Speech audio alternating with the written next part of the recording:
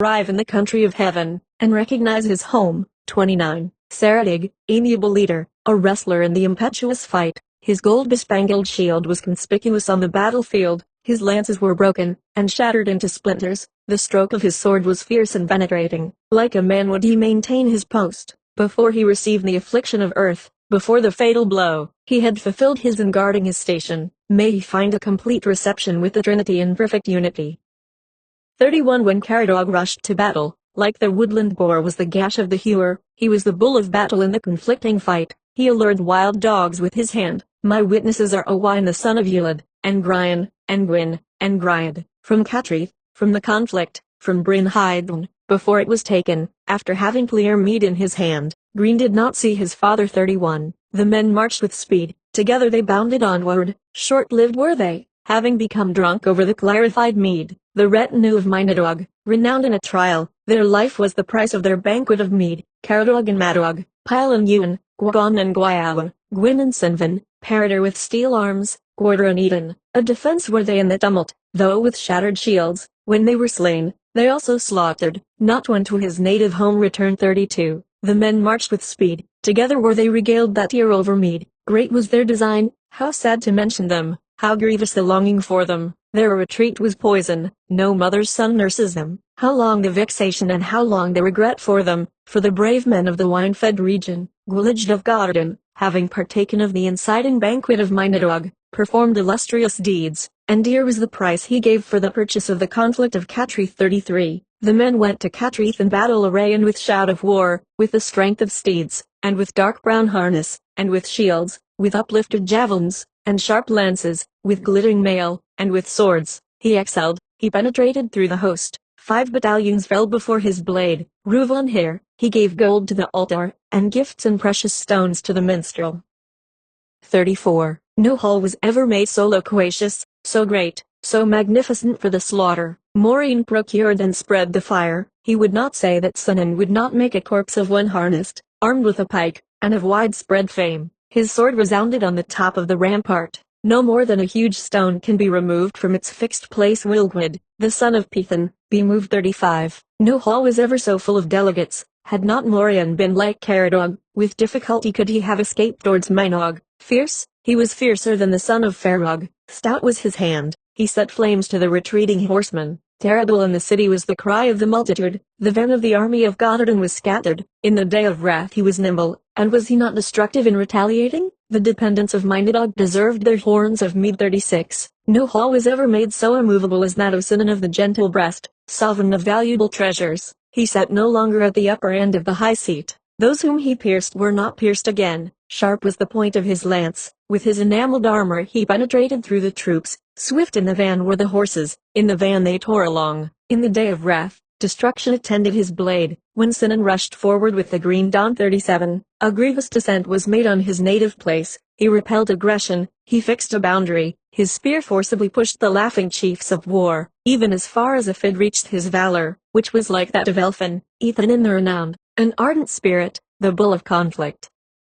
38. A grievous descent was made on his native place, the price of mead in the hall, and the feast of wine. His blades were scattered about between 2 armies. Illustrious was the knight in front of Godardin, Ethan in the renowned, an ardent spirit, the bull of conflict. 39. A grievous descent was made in front of the extended riches. The army dispersed with trailing shields, a shivered shield before the herd of the roaring belly. A dwarf from the bloody field hastened to the fence. On our part there came a hoary-headed man to take counsel, on a prancing steed, bearing a message from the golden torque leader. TWRCH proposed a compact in front of the destructive course. Worthy was the shout of refusal. We cried, let heaven be our protection. Let his compact be that he should be prostrated by the spear in battle. The warriors of the far-famed Aclid would not contend without prostrating his host to the ground. XL, for the piercing of the skillful and most learned man, for the fair corpse which fell prostrate on the ground, for the falling of the hair from off his head, from the grandson of the eagle of Gwydin, did not Widig defend with his spear, resembling and honoring his master? Mortar of the sacred song defended the wall, and deposed the head of the chief in the ground.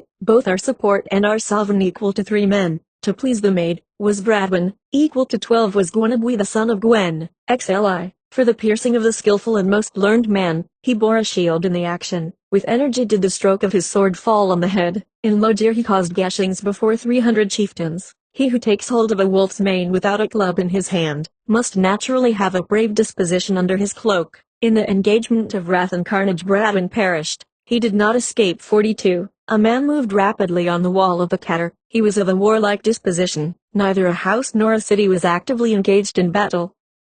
One weak man, with his shouts, endeavored to keep off the birds of battle. Surely so of Aneirin relates that there were more that had chanced to come from the from around the inlet of the flood. Surely he relates that there were more at an early hour, equal to Sinhaval and Merit. 43. When thou, famous conqueror, wast protecting the ear of corn in the uplands, deservedly were we said to run like men of mark. The entrance to Dindrahi was not guarded. Such as was fond of treasure took it. There was a city for the army that should venture to enter. Gwynwood was not called, where he was not. 44. Since there are 100 men in one house, I know the cares of distress. The chief of the men must pay the contribution. 45. I am not headstrong and petulant. I will not avenge myself on him who drives me. I will not laugh in derision. Underfoot for a while, my knee is stretched, my hands are bound, in the earthen house, with an iron chain around my 2 knees. Yet of the mead from the horn, and of the men of Catrith, I, Aneirin, will compose, as Taliesin knows, an elaborate song, or a strain to Godwin, before the dawn of the brightest day. 46. The chief exploit of the North did the hero accomplish. Of a generous breast was he, liberal is his progeny. There does not walk upon the earth, mother has not borne such an illustrious, powerful, ironclad warrior. By the force of the gleaming sword he protected me. From the dismal earthen prison he brought me out, from the place of death, from a hostile region. Senu, the son of Luark, energetic, bold. 47. He would not bear the reproach of a congress. Senilt, with his vessels full of mead, he enriched his sword with deeds of violence. He enriched those who rushed to war, and with his arm made pools of blood. In front of the armies of Godwin and Brunich, fleet horses were customary in his hall. There was streaming gore, and dark brown harness. A long stream of light there was from his hand, and like a hunter shooting with the bow was Gwen, and the attacking parties mutually repulsed each other, friend and foe by turns. The men did not cut their way to flee, but they were the general defenders of every region. 48. Let Chlutu and Tudlud were the course of Godwin, the course of Ranyo, close at hand, the hand that was director of the splendor of battle, with the branch of Kerwes, before it was shattered by the season of the storm, by the storm of the season, to form a rank in front of myriads of men, coming from Dindawood, excited with rage. Deeply did they design, sharply did they pierce, holy did the host chant, battered was their shield, before the bull of conflict their van was broken. 49. His languid foes trembled greatly, since the battle of most active tumult, at the border of Bansir, around the border of Bankar, the fingers of Bright will break the bar, for while, for Dister, for while, for Radig, for Reichward, a strong bow was spent by Rissin Ridrech. They that were not bold did not attain their purpose, none escaped that was once overtaken and pierced. It was no good deed that his shield should be pierced. On the side of his horse, not meetly did he place his thigh on the long-legged, slender, grey charger. Dark was his shaft, darker was his saddle. Thy man is in his cell, gnawing the shoulder of a buck. May he have the benefit of his hand. Far be he. 51. It was well that at dawn we came to Gwen. Gwen was left without Bradwin. Thou didst fight, kill, and burn. Thou didst not do worse than Morian. Thou didst not regard the rear or the van of the towering figure without a helmet. Thou didst not observe the great swelling sea of knights that would hew down and grant no quarter to the Saxons. 52. Godwin, in respect of thee will I demand the dales beyond the ridges of Drumessid. The slave to the love of money is without self-control. By the counsel of thy son let thy valor shine forth. It was not a degrading advice. In front of Tanvithan, from twilight to twilight, the edge gleamed. Glittering exterior had the purple of the pilgrim. Was, the defenseless, the delight of the bulwark of battle, was slain. His scream was inseparable from Aneirin. 53. Together arise the associated warriors, to Catrith the loquacious multitude eagerly march. The effect of mead in the hall, and the beverage of wine, blades were scattered between the two armies. Illustrious was the knight in front of Godwin, Ethan in the renowned, an ardent spirit, the bull of conflict. 54. Together arise the associated warriors, strangers to the country, their deeds shall be heard of. The bright wave murmured along on its pilgrimage, while the young deer were in full melody. Among the spears of Bright thou couldst see no rods. Merit does not accord with the rear. Morale in pursuit will not countenance evil deeds, with his steel blade ready for the effusion of blood. 55. Together arise the associated warriors, strangers to the country, their deeds shall be heard of. There was slaughtering with axes and blades, and there was raising large cairns over the men of toil. 56. Together arise the warriors, together met, and all with one accord sallied forth. Short were their lives, long is the grief of those who loved them. 7 times their number of Logrians they had slain. After the conflict women raised a lamentation, many a mother has the tear on her eyelash. 57. No hall was ever made so faultless nor a hero so generous, with the aspect of a lion of the greatest course, as Sinan of the gentle breast, the most comely lord. The city, its fame extends to the remotest parts. It was the staying shelter of the army, the benefit of flowing melody, in the world, engaged in arms, the battle cry, and war. The most heroic was he slew the mounted ravagers with the sharpest blade, like rushes did they fall before his hand. Son of Clydno, of lasting fame, I will sing to thee a song of praise without limit, without end. 58. From the banquet of wine and mead they deplored the death of the mother of Harith. The energetic Edil honored her in front of the hill, and before Budiger, the hovering ravens ascend in the sky.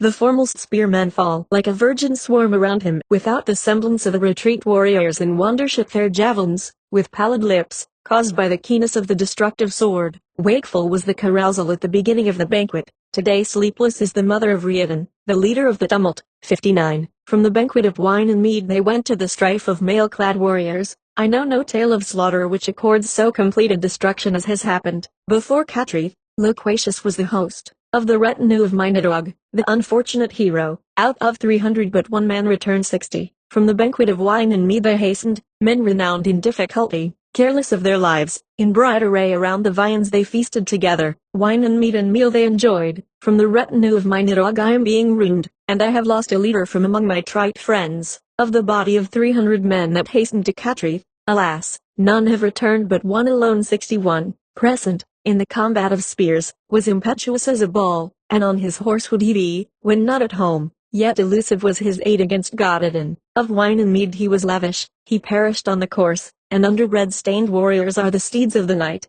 who in the morning had been bold. 62. Angor, thou who scatterest the brave, like a serpent thou piercest the sullen ones, thou tramplest upon those that are clad in strong mail in front of the army, like an enraged bear, guarding and assaulting, thou tramplest upon spears, in the day of conflicts in the swampy entrenchment, like Netanganar, who in his fury prepared a feast for the birds, in the tumultuous fight. Upright thou art called from thy righteous deed, before the director and bulwark of the course of war, Marin, and Madian, it is fortunate that thou wert born. 63. It is incumbent to sing of the complete acquisition of the warriors, who around Catreath made a tumultuous rout, with confusion and blood, dreading and trampling. The strength of the drinking horn was trodden down, because it had held mead, and as to the carnage of the interposers Sibno does not relate, after the commencement of the action, since thou hast received the communion thou shalt be interred. 64. It is incumbent to sing of so much renown, the loud noise of fire, and of thunder, and of tempest, the noble manliness of the night of conflict. The ruddy reapers of war are thy desire, thou man of might, but the worthless wilt thou behead. In battle the extent of the land shall hear thee, with thy shield upon thy shoulder thou dost incessantly cleave with thy blade, until blood flows, like refined wine from glass vessels. As money for drink, thou art entitled to gold. Wine-nourished was Gwyneth, the son of Leary. 65. It is incumbent to sing of the illustrious retinue, that, after the fatal impulse, filled Aaron, their hands satisfied the mouths of the brown eagles, and prepared food for the beasts of prey, of those who went to Catreath, wearing the golden torques, upon the message of Mynadog, sovereign of the people. There came not without reproach on behalf of the Brithen, to Godwin, a man from afar better than Sinan. 66. It is incumbent to sing of so skillful a man. Joyous was he in the hall, his life was not without ambition, bold, all around the world would evil seek for melody, for gold, and fine horses, and intoxicating mead. Only one man of those who love the world returned, Sindalig of Aaron, the grandson of Enavant. 67. It is incumbent to sing of the illustrious retinue that went on the message of Mynadog, sovereign of the people, and the daughter of Udadhir, the scourge of Gwynenhan, who was apparelled in purple robes, certain to cause mangling. 68. The warriors celebrated the praise of Nived, when in their presence fire was lighted. On Tuesday, they put on their dark brown garments. On Wednesday, they polished their enameled armor. On Thursday, their destruction was certain. On Friday, was brought carnage all around. On Saturday, their joint labor did no execution. On Sunday, their blades assumed a ruddy line. On Monday, was seen a pool knee-deep of blood. Truly, the Goddardin relates that, after the toil, before the tents of Madog, when he returned, only 1 man in 100 came back. 69. Early rising in the morn there was a conflict at the Avon in front of the course. The pass and the knoll were in conflagration. Like a boar didst thou lead to the mount. There was treasure for him that was foul of it. There was room, and there was the blood of dark brown hawks. 70. Early rising in an instant of time, after kindling a fire at the Avon in front of the fence, after leading his men in close array, in front of 100 he pierced the foremost. It was said that you should have caused a gushing of blood, like the drinking of mead in the midst of laughter. It was brave of you to stay the little man with a fierce and impetuous stroke of the sword. How irresistible was he when he would kill the foe, would that his equal could be found. 71. He fell headlong down the precipice. Song did not support his noble head. It was a violation of privilege to kill him when bearing the branch. It was the usage that Owain should ascend upon the course, and extend, before the onset, the best branch, and that he should pursue the study of meat and learn strains. An excellent man was he, the assuager of tumult in battle. His grasp dreaded a sword, in his hand he bore an empty corslet. O sovereign, dispense rewards out of his precious shrine. Edel, with frigid blood and pallid countenance, spreading carnage, his judgment was just and supreme, owner of horses and strong trappings, and ice-like shields. Instantaneously he makes an onset, ascending and descending. 72. The leader of war with eagerness conducts the battle. A mighty country loves mighty reapers. Blood is a heavy return for new mead. His cheeks are covered with armor all around. There is a trampling of accoutrements. Accoutrements are trampled. He calls for death and brings desolation. In the first onset his lances penetrate the targets, and for light on the course, shrubs blaze on the spears. 73. A conflict on all sides destroyed thy cell, and a hall there was to thee, where used to be poured out mead, sweet and ensnaring. Grease make the battle clash with the dawn, the fair gift of the tribes of the Logrians. Punishment he inflicted until a reverse came. May the dependents of Gwynedd hear of his renown. Gwynedd will be his grave. The lands of the conflict of Gwynedd, the bull of the host, the oppressor of sovereigns, before earth pressed upon him, before he lay down, be the extreme boundary of Goddard in his grave. 74. An army is accustomed to be in hardships. Meinog, the bitter-handed leader of the forces, he was wise, ardent, and stately. At the social banquet he was not at all harsh. They removed the valuable treasures that were in his possession, and not the image of anything for the benefit of the region was left. We are called, like the sea is the tumult in the conflict. Spears are mutually darting, spears all equally destructive, impelled are sharp weapons of iron, gashing even the ground, and with a clang the sock falls on the pate. A successful warrior was Flander against the enemy. 75. He supported war horses and war harness. Drenched with gore and red-stained Catrith is the shaft of the army of Dinas, the angry dog of war upon the towering hill. We are called to the honorable post of assault. Most conspicuous is the ironclad Hedin. 76. Meinog of the impregnable strand of Goddardin. Meinog, for him our cheeks are said. Before the raging flame of Eden he turned not aside. He stationed men of firmness at the entrance. He placed a thick covering in the van. Vigorously he descended upon the furious foe. He caused devastation and sustained great weight. Of the retinue of Meinadog there escaped none except one frail weapon, tottering every way. 77. Since the loss of Moride there was no shield bearer, to support the strand, or to set the ground on fire. Firmly did he grasp in his hand a blue blade, a shaft ponderous as a chief priest's crozier. He rode a grey stately-headed courser, and behind his blade there was a dreadful fall of slaughter. When overpowered, he did not run away from the battle. He poured out to us sparkling mead, sweet and ensnaring. 78. I beheld a ray from the highland of Adoin. They descended with a sacrifice for the conflagration. I saw what was usual, a continual running to the town, and the men of Nwithaen entirely lost. I saw men in complete order approaching with a shout, and the heads of Dyvinwool and Breach. Ravens devoured them. 79. Blessed conqueror, of temper mild, the bone of the people, with his blue streamer displayed, while the foes ranged the sea. Brave as he on the waters, most numerous his host, with a bold breast and loud shout they pierced him. It was his custom to make a descent before 9 armaments, in the face of blood, of the country, and of the tribes. I love the victor's throne which was for harmonious strains. Sindalig of Aeron, the lion's whelp. 80. I could wish to have been the first to fall in Catrith, as the price of meat in the hall, and the beverage of wine. I could wish to have been pierced by the blade, ere he was slain on the green plain of Uffen. I loved the son of renown, who caused blood to flow, and made his sword descend upon the violent. Can a tale of valor before Godardin be related, in which the son of Cediana has not his fame as a man of war? 81. It is sad for me, after our toil, to suffer the pang of death through indiscretion, and doubly grievous and sad for me to see our men falling from head to foot, with a long sigh and with reproaches, after the strenuous warriors of our native land and country, Reuven and Gogon, Gwyalun and Gwilaj, men most gallant at their posts, valiant in difficulties. May their souls, now after the conflict, be received into the country of heaven, the abode of tranquility. 82. He repelled the chain through a pool of blood, he slaughtered like a hero such as asked no quarter, with a sling and a spear, he flung off his glass goblet of mead, in the presence of sovereigns he overthrew an army, his counsel prevailed wherever he spoke. A multitude that had no pity would not be allowed before the onset of his battle axes and sword, sharpened they were, and his sounding blade was carefully watched. 83. A supply of an army, a supply of lances, and a host in the vanguard, with a menacing front, in the day of strenuous exertion, in the eager conflict, they displayed their valor. After intoxication, and the drinking of mead, there was no deliverance. They watched us for a while. When it shall be related how the attack of horses and men was repelled, it will be pronounced the decree of fate. 84. Why should so much anxiety come to me? I am anxious about the maid that is in Ardeg. There is a precipitate running, and lamentation along the course. Affectionately have I deplored, deeply have I loved, the illustrious dweller of the wood, and the men of Argode. Woe to those who are accustomed to be marshalled for battle. He pressed hard upon the hostile force, for the benefit of chieftains, through rough woods, and dammed up waters, to the festivities, at which they caroused together. He conducted it to a bright fire, and to a white and fresh hide.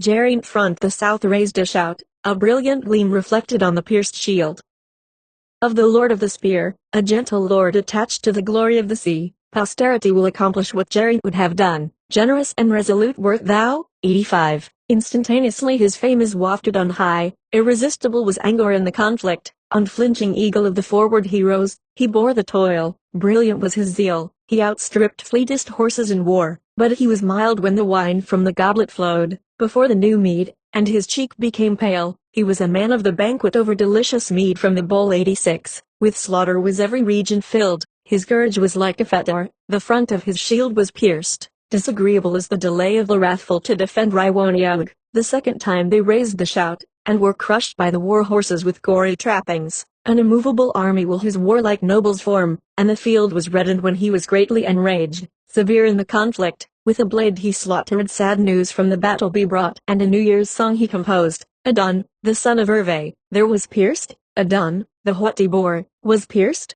One damsel, a maid, and a hero, and when he was only a youth he had the rights of a king, being lord of Gwynedd, of the blood of Glyde Gwaradog, ere the turf was laid on the gentle face of the generous dead, now undisturbed, he was celebrated for fame and generosity. This is the grave of Garthwys here from the land of Raiwaniaug. 87. The coat of Dinigad was of various colors, and made of the speckled skins of young wolves. Whistle, whistle a juggling sound, I fain would dispraise it. It is dispraised by 8 slaves. When thy father went out to hunt, with his pole on his shoulder, and his provisions in his hand, he would call to his dogs of equal size, catch it, seize it, seize it. He would kill a fish in his coracle, as a noble lion kills his prey. When thy father went up to the mountain he would bring back the head of a roebuck, the head of a wild boar, the head of a stag, the head of a spotted moorhen from the mountain, the head of a fish from the falls of Derwenned, as many as thy father could reach with his flesh hook, of wild boars, lions, and foxes. None would escape except those that were too nimble. 88. If distress were to happen to me through extortion, there would not be to me anything more calamitous. No man has been nursed in a hall who could be braver than he, or steadier in battle, and on the fort of Penkelwood his horses were the best. Far spread was his fame, compact his armor, and before the long grass covered him beneath the sod, he, the only son of Fervark, poured out the horns of mead.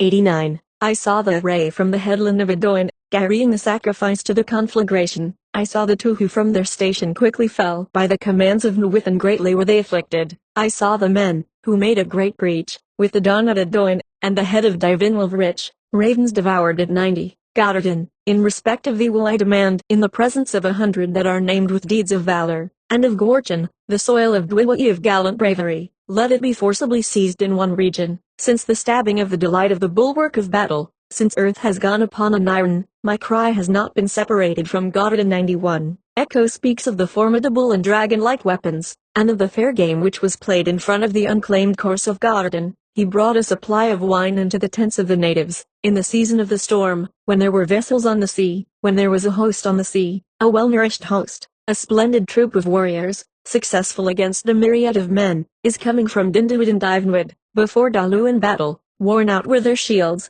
and battered their helmets. 92. With slaughter was every region filled, his courage was like a fetter, the front of his shield was pierced. Disagreeable is the delay of the brave to defend Rhywiniaug. The second time they reposed, and were crushed by the war horses with gory trappings. An immovable army will his warlike and brave nobles form, when they are greatly affronted.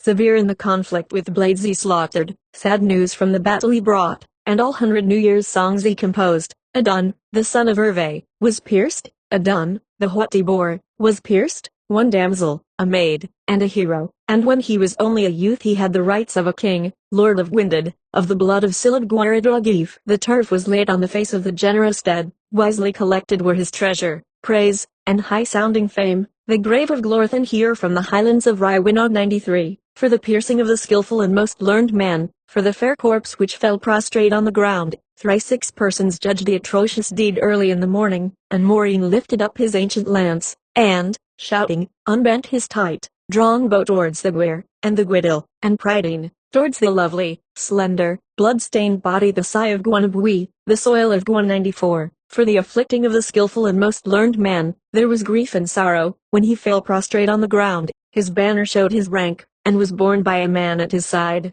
A tumultuous scene was beheld in Eden, and on the battlefield. The grasp of his hand prevailed over the Gint, and the Gwyddel, and Pridon. He who meddles with the mane of a wolf without a club in his hand, he must naturally have a brave disposition under his cloak. The sigh of Gwanabwi, the son of Gwen. 52. Book of Aneirin. 2. Here beginneth the Gorgon of Tudvolch. They assemble in arms, the ranks are formed, tumult approaches, in front are the warlike, in front the noble, in front the good, while the trenches are full of motion, around are heard the curved horns, and are seen the curved falchions, to the praise of the king with a host whose presence is devastation. I saw dark gore rising on the stalks of plants, on the clasp of the fetter, on the bunches, on the sovereign, on the bush, and the spear, and ruddy was the sea beach, and on the sea beach, and in Uinad and Gwyn heated splendid excess prevailed.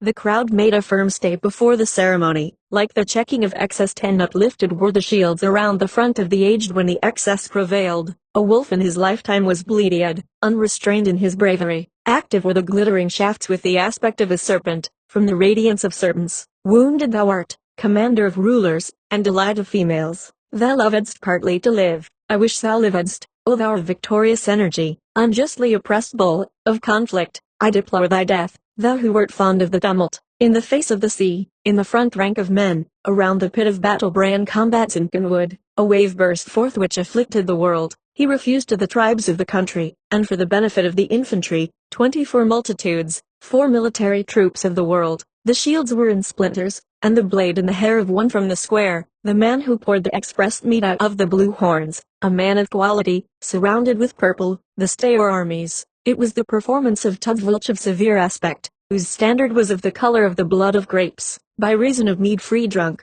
a multitude went over the boundary, in the action at the goal, for the preservation of law. Sinan, the energetic chief from Mona, acted justly as regards the higher orders. Tudvolch and Sivolch made breaches in the heights of Cairs. With Mynadog disastrous did their wassels prove 30 amperes year of longing for the men of Catrith is cherished by me, their steel blades, their mead, their vehemence, and their fetters. They assemble in arms, the ranks are formed, do I not hear the tumult? And so it. End of 53. Book of Aneirin. IV. Here now beginneth the Gorgon of Sinval, were I to praise, were I to sing, the Gorgon would cause high shoots to spring, stalks like the collar of Trichtrowith, monstrously savage, bursting and thrusting through. When he was attacked in the river before his precious things, Carngaffin burst through, before the cairns of Urhan, 10 those that delighted in war, whose bones were short, their horsemen shorter. Gilvech burst through the assaults of heroism. Fury against the Angles is just, it is right to kill, it is right to crush those who are crushing. Before the congenial splendor there will be light for furthering the project, an ability to descend to every daring enterprise,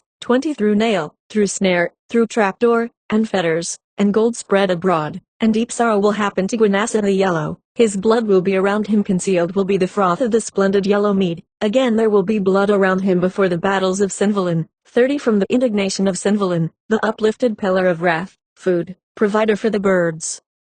With pendant stirrups will the graceful ones return, under the thigh of the heroes, as swift as sprites move on a pleasant lawn, sovereign of the land of song. It is mine to lament him. 40 Until I come to the silent day, the foe asked for a long-handled weapon, more powerful than the highly honored lays is the Gorchin of Sinvalin, the Gorchin of Sinvalin, to make the region weep. A man of fortitude from Gwynedd has departed his country, the brave are lamented. Let the Caer of Eden deplore the dread and illustrious men clothed in splendid blue. 50 Brilliant is thy ruddy gem, is it not precious? Flowing panegyric is due to the horses of Ethanim, are they not splendid? The Gorchin of Sinvalin on Gododin, has he not, for a man, performed a reasonable part? His heavy spear, adorned with gold, he bestowed on me, be it for the benefit of his soul. His son Tegvin shall be honored in numbering and in partitioning, the grandson of Cadvan, the pillar of ardency. 60 When weapons were hurled over the heads of battle wolves, soon would he come in the day of distress. 3 Men and 300 to the conflict of Catrith went forth, of those who hastened from the mead of the cupbearers, 3 only returned, Sinan, and Catrith, and Cadlu of Cadnant, and me. On account of my blood they deplored, son of the Omen pile, my ransom they contributed, 70 of pure gold, and steel, and silver. For their heroism they received no protection. The Gorchin of Sinvalin will celebrate their contribution. Here endeth the Gorchin of Sinvalin. 54. Book of Aneirin. Every ode of the Gododin is equivalent to a single song, according to the privilege of poetical composition. Each of the Gorchins is equal to 363 songs, because the number of the men who went to Catrith is commemorated in the Gorchins, and as no man should go to battle without arms, so no bard ought to contend without that poem. Here now begins the Gorchin of Mildor. Taliesin sung it, and it is a privileged ode. His 3 Gorchins are equal in poetical competition to all the odes in the Gododin. The noise of 2 Abers around the Caer. Arouse thyself to arms and splendor, cold is the passing and repassing of the breach of battle. Lover of fame, seekest thou to sleep? The variegated texture, the covering of heroism, for the shelterless assault shall be woven. The breach that has been attempted will not be effected. Bear the patient exertion of heroism. Sharply in arms he used to frown, but mildly allured he the intellectual world. A man that will run when thou pursuest, will have the rounded house of the sepulchre for his bed. Call together, but do not reproach the over-anxious, and meddle not with the fierce and violent. Let him who has a just claim break the boundary. He does not calculate upon praise who defends his shelter. Praise is the meed of those who have made impressions. The victor gazed towards the fair one. 20 Of bright and prominent uplifted front, on the ruddy dragon, the palladium of Pharaon, which will in the air accompany the people. Dead is every one that fell on his mouth. In the repulsion of the march of Taith and Tedid, Catius was the great retinue of the wall, of ashen spears. To the sea thou mayst not come, but neither thy retreat nor thy counsel will fail, thou magnanimous soul in the defense of his boundaries. No more can they extricate themselves. 30 Extricate themselves before the barrier of Eden. Senan, the fair wall of excellence, placed a sword on the entrenchment of warriors. Victorious was the chief and dispossessing the sovereign, the inconstant grey-headed chief of ministers, whose counsels were deep. The mutually sweet will not produce the mutually bitter. I have mutually wished. 40 I do mutually wish for the repose of Uli, the fair aspect of which is filled with deep interest. On the course on a serene morning, it allures me, it plays upon my strong desire. I will ask the men for a dwelling, in order to lessen the loss. Happiness was lost and recovered. The northern run, chieftain, thou hast caused to withdraw the fat one, in returning thou wilt cause to return to me. They call more for large trees than for honeysuckles. 3 lines untranslated. Let the sovereign stand firm between the looks of Dremrid, the ruddy glancer, whose purpose cannot be viewed for a sufficient time, by those who with impunity plough the noisy sea. First to be satisfied is the pale one, the eccentric, whose throne is of complete form. Before he was covered, Gondel 60 was a tall man of great worth like Mildor. I will extol him who wields the spear, whose course is like that of the ruler of the mount, the pervader of the land, by whose influence I am moved. With active tumult did he descend to the ravine between the hills, nor was his presence a running shadow. Whatever may befall the highland, disgrace shall never happen to the assembled train. It is well that Adonwe came, Adonwe to those that were left. What Bradwin did, thou hast done. Thou didst kill and burn, thou didst not keep the rear or the van. I know the aspect of thy helmet, I have not seen from sea to sea a worse knight than Udger II. 300 golden torqued ones hastened along to engage in the conflict. A sally ensued, and though they were killed, they also killed, and unto the end of the world honored they shall be, and of those who went in mutual amity, Alice. Except one man none escaped. 300 wearing the golden torques, fond of valorous toil, and headlong in the course. 300 haughty ones, unanimous, and equally armed. 300 prancing horses did with them hasten. 3 chiefs and 300, Alice, none returned.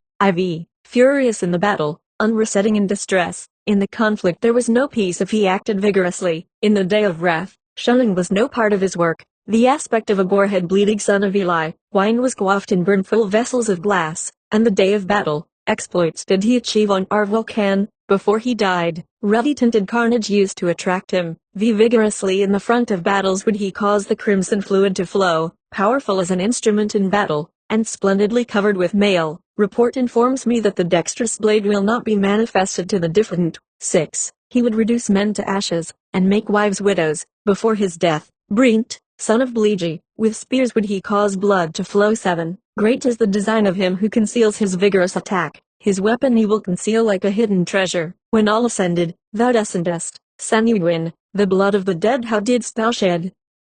3 years and 4, thou, guardian, didst put on magnificent raiment, and to protect thee, though a youth, it was not right for me, for thou didst not retreat. Crescent narrates that he was carried away with the arms. 8. When he repaired to his native country, his fame was spread abroad. He poured out the wine, the golden torqued man. He would give a gorgeously fine suit to a brave person, and check 100 men, courteous hero, and send away the progeny of a foreign knight. The only son of Kedon from beyond Banog, never did Ingovidan tread on the surface of the foss, while he was, any one more ardent than Livnine. Anger, the scatterer of the brave, serpent with the piercing pike, an immovable stone in front of the army, accustomed to the preparation of attacks, and greatly to reward the assaulting lance. Perfect art thou called from thy just deed, leader, director, and bulwark of all that are of the same language. Tudwilch, the subduer in battle, the destroyer of cares. Anger, the scatterer of the brave, serpent with the piercing pike in the front of the army. Perfect art thou called from thy just deed, faithful art thou called from thy faithful deed, leader, director, and the bulwark of every tribe. Marin, son of Madaeth, it is well that thou art born. Zai, Gwalui secured a grey wolf, whose roaring was as that of water. Angor, the scatterer of the brave, an immovable stone in the front of the army.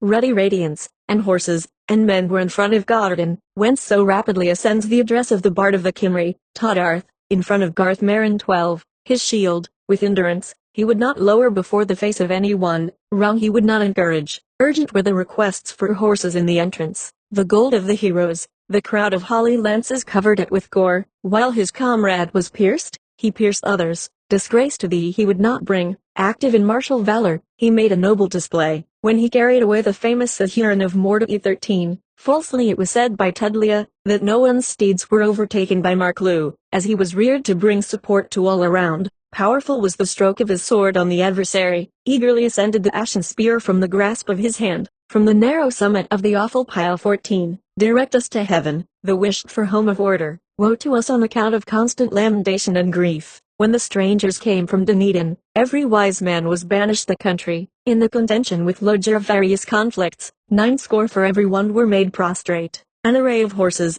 harness, and silken robes, Gwyddnorth arranged conspicuously from the battle. 15. From the retinue of Mynadog that hastened in splendid order around the store of beverage regaled they themselves. From the banquet of Mynadog, my mind has become sad, because of those of my true kinsmen I have completely lost. Of 300 golden wreathed heroes, who marched to Catrith, Alice, except one man none escaped. 16. The retinue of Godardin rode on swan-colored horses with quivering manes and drooping harness, and in front of the host, the throng descended, in defense of his generalship, and the meat of Eden. By the advice of Mynadog, the shields were moved about, the lances fell upon fair brows, while the men were languidly dropping like fruit from the tree. They bore no reproach, men that did not skulk. 17. Have I not drunk mead on the march, a banquet of wine before Catrith as a preservative? When he made slaughter with his unyielding lance in the conflict, it was no inglorious sight to see where thou wert. A monster wagged no frightful object to thee while effecting deliverance.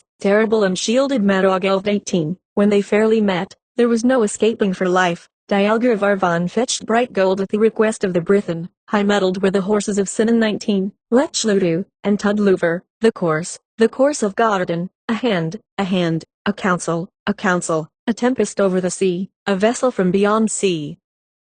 The host of Hediliawa, the host of Medlion, a degenerate host, moving from Dindawood. Battered was the shield before the bull of conflict, the van was broken. XX. Golden mailed warriors were there on the walls of the canner. Slow was the excess, but the tumult of battle was not dilatory. One feeble man with his shouts kept away the birds of the region, like Peloid Mirain. No one living will relate what happened at Low, about the banks of Llwch Livened. No one living will relate of anyone to whom in the day of conflict Sinival was not equal in merit. 21. No achievement today around Neiman. The same covering envelopes men of the noblest descent. A numerous host engaged in battle which is worth relating. The son of Nwithen killed of the Golden Tort one's 100 chieftains. As far as it is related, the vehemence was greater than when 100 men went to Catrith. He was like a mead-fed hero with a large heart. He was a man of hosts. Energetic was he in his coat of mail. He was a man of conflict. Fierce was he on the ridge of Cavil. No man among 1,000 brave warriors handled a spear, or a shield, or a sword, or a dagger, who was a braver man than Neem the son of Nwithen. 22. Well, there was a drop. They were like 3 lions in purpose, in the battle 3 brave, prompt, active lions, Bribon who wielded the thick lance. 23. Accustomed was he to defend Godden against a hero, in the van of battle, against vehement ones. Accustomed was he, in the manner of Allen, to be swift. Accustomed was he before a horde of depredators to make a descent. Accustomed was the son of Gilliston, though he was a sovereign, to listen to what his father said. Accustomed was he, in the interest of Mynadog, to have a perforated shield, and a ruddy lance, before the vigorous chief of Eden. 24. The rulers did not celebrate the praise of the Holy One. Before the attack of the numerous host, the battle was broken through, like a raging fire through combustibles. On Tuesday, they put on their splendid robes. On Wednesday, bitter was their assembly. On Thursday, messengers formed contracts. On Friday, there were carnage and contusion. On Saturday, they dealt mutual blows. On Sunday, they were pierced by ruddy weapons. On Monday, a pool of blood, knee-deep, was seen. The Godden, after tedious toil, cannot relate it. Before the tents of Madrog after the return. 25. A grievous descent was made in front of the hoarded riches. The first to chase them was a person renowned for activity, Gwynannon, honored in the mead banquet,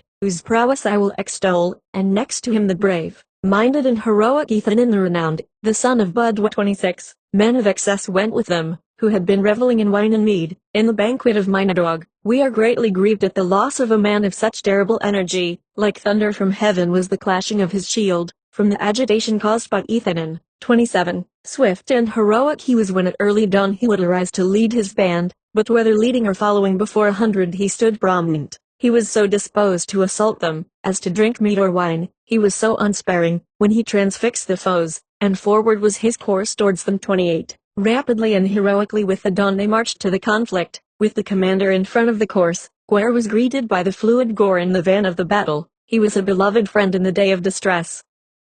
The defense of the mountain, the place, and the forward beam of war, wore a murky hue. 29. His lances were seen among the hosts vigorously employed for mutual defense against the foe. Before the din of his shields they concealed themselves. They lay hid before Eden, the lofty hill, and of as many as he found none returned. Of him the truth is related and sung. Obstinately would he pierce armor, when he caused it trembling, and he whom he pierced, would not be pierced again. Repeated are the lamentations that his presents are gone. His friends were as numerous as bees, and before he was covered under the sword of the earth, he caused the mead to flow. XXX. 5 lines untranslated. The Godden will not relate at the early dawn of any to whom Sinival was not equal. 31. Blade weapons, broad and ruddy, were abundant before he was covered. The hero who filled the plain with slaughtered men. He was a joyous chief, an unflinching wolf-like hero, a firm wolf in the camp, with a submissive retinue blessing him. Before he was arrested, he was not feeble. Perfect art thou called from thy righteous deed, leader, director, and bulwark of all that are of the same language. Tudwilch, the subduer in battle, the destroyer of canners. 32. The slayer of hosts has gone to the black glebe. A piece of earth has made sweet bitter to the people. Withered leaves are driven to and fro on his patrimony. It was not for the advantage of the country that the sod should cover him. The bull of conflict never retreated the width of an acre. Sad is the fate that it should thus be. 33. He pierced upwards of 300 of the foe. He slaughtered the center in the extreme. He was worthy to be at the head of an army. Most gentle, he fed his horses upon barley in winter. Black ravens croaked on the wall of the beautiful Caer. He was an Arthur in the midst of the exhausting conflict, in the assault in the pass, like Werner the hero. 34. I ought to sing to Sinan with the flesh spears, in action, and before the desolating spears of Aaron. His hand was reckoned at the head of hoary heroes. To me was distributed the best fare among the daring ones, to the advantage of Mynadog, knight of the people. He appointed me to harass the enemy on Catrith, where the golden-torqued heroes were loquacious. They pierced and slaughtered those who stood before them. Whelps committed ravages about their territories. There was scarcely in the lists, on the part of the Brithen, at Godden, from a distance a man better than Sinan. 35. It is incumbent on me to celebrate the complete acquisition of our warriors, who around Catrith made a tumultuous rout, with confusion, and blood, and dreading, and trampling, where valor was trampled, and vengeance taken because of the contribution of mead. As to the carnage of the combatants, Sibno does not relate after the excitement of battle. Since he has received the communion he shall be interred. 36. Birds were allured untranslated, one line untranslated. He put on gold before the battle shout, in the front rank of the accomplished heroes. 3 lines untranslated. Sibno the son of Gwangad had a long and splendid retinue. 37. I owe a complete song to the dog of Gwyrunid. Let joy be in the chamber. 55. Song to Ale, Book of Taliesin XX. The qualities shall be extolled of the man that chained the wind. When his powers come, extremely noisy the elements, forever will thy impulse be. Thou dost pervade the tide of darkness and day. The day, there will be a shelter to me. The night, it will be rested. 10. Softness is praised. From a great Guladig, the great god caused the sun of summer, and its excessive heat, and he caused the abundance of the wood and field. He is the powerful cause of the stream, flowing abundantly. He is the powerful cause of every kindness. God redeemed me. 20. And before they come, the people of the world, to the one who, they will not be able to do the least, without the power of the king. He shall steep it in the lin, until it shall sprout. He shall steep it another time until it is sodden. Not for a long time will be finished. 30. What the elements produce, let his vessels be washed, let his wort be clear, and when there shall be an exciter of song, let it be brought from the cell, let it be brought before kings, in splendid festivals.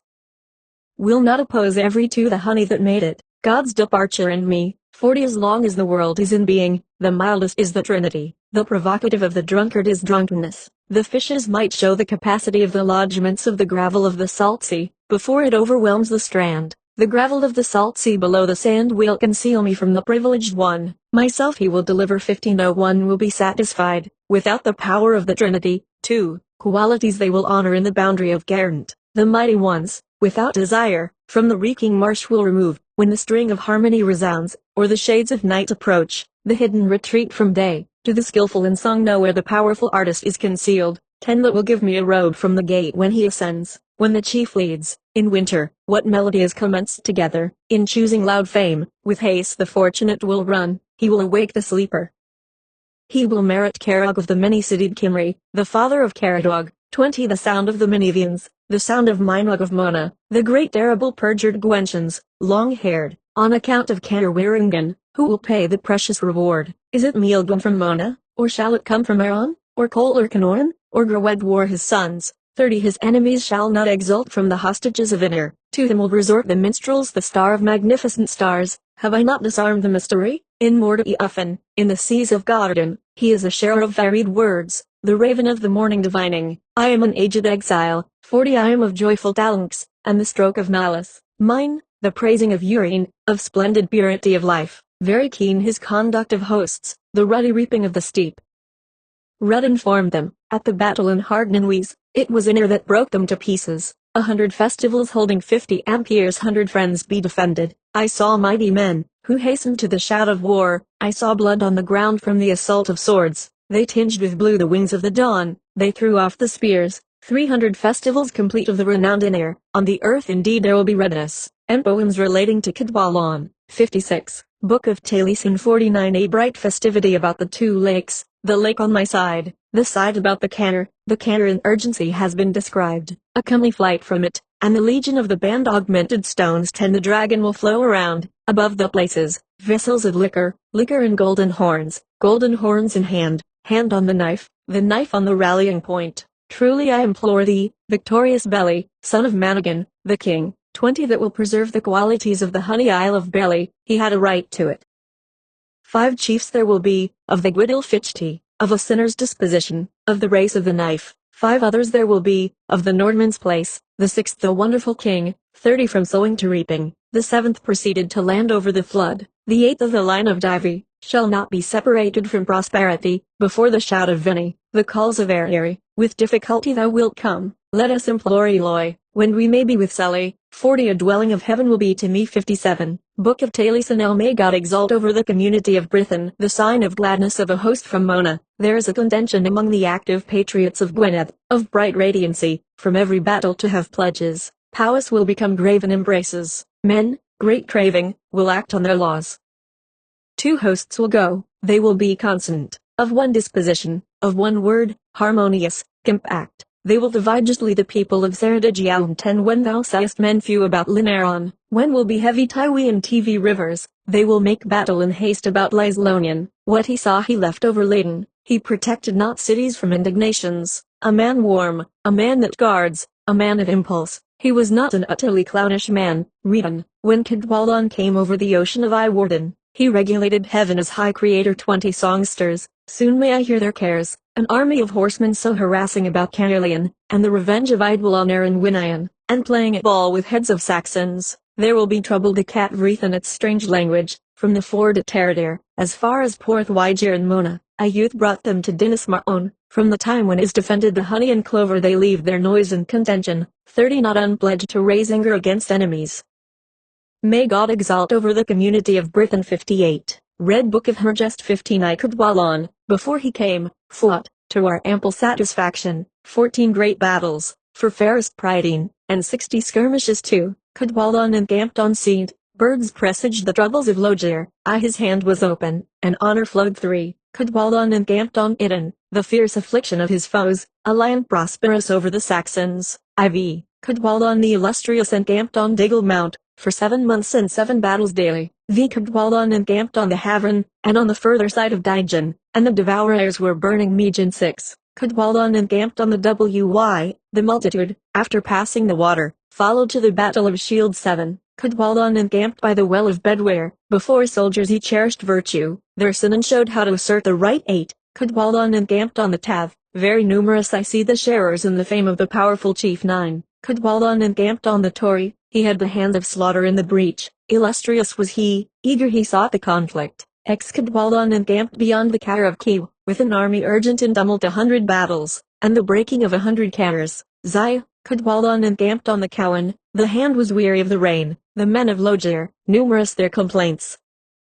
12. Cadwallon encamped this night in the extremity of the region of Penvro, for refuge to retreat where the difficulty was great. 13. Cadwallon encamped on the TV, the blood mixed with the brine, the fury of Gwynedd violently raged. 14. Cadwallon encamped on the river Defford, he made the eagles full, after the battle gifts were conferred. 15. Cadwallon encamped, my brother, in the upper part of the country of Dunod, his wrath was violent in the gushing fight. 16. Cadwallon encamped on Menin, the lion with a numerous host, great the tumult, extremely harassing to the rear. 17. From the plotting of strangers and iniquitous monks, as the water flows from the fountain, sad and heavy will be the day for Cadwallon. 18. The trees have put on the gay robes of summer, let wrath be hastened by fate, let us meet around Elved. N. Predictive poems relating to Cadwallader. 59. The Omen of Prydain the Great. Book of Taliesin. 6 I the Omen foretells the hastening of the multitude, possessed of wealth and peace, and a bountiful sovereign, and eloquent princess, and after tranquility, commotion in every place, heroic men raising a tumult of fierce contention.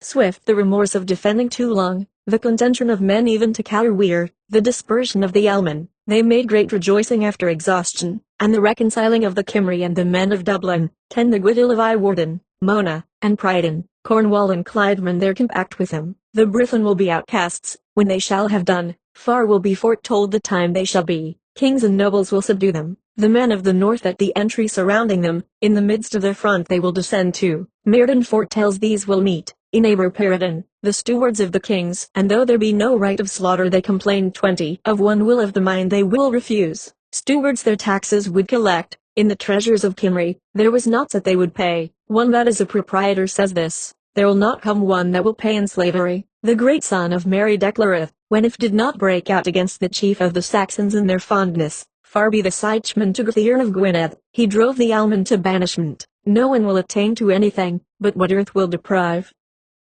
30. They know not what may be passing in every outlet, when they bought Thanet, through lack of discretion, with or in hang or in their career, their prosperity has been derived from us without honor. After a secret, the captive was worked upon at the inver, drunkenness will be pleased with much liquor of mead, poverty will bear with the death of many, terrors will bear with the tears of women, an enervated chief will excite a wailing, the sorrow of the world will bear with much irritation. 40. When the Sechmiu of Thanet are kings, may the Trinity ward off the blow that is intended, to agitate the land of the Britain, and the Saxons at variance. Sooner may their kings be in banishment, than the Cymry should go into exile. 3. The great son of Mary declareth, when will not break out the Cymry against the surmise of a baron, and princess, foremost ones in asking, examples, one law they complain, one meeting, one council, of one voice they are, there were none, however great, who did not speak 50 except to dispense with surmises they would not agree, to God and David they recommended themselves, let him pay,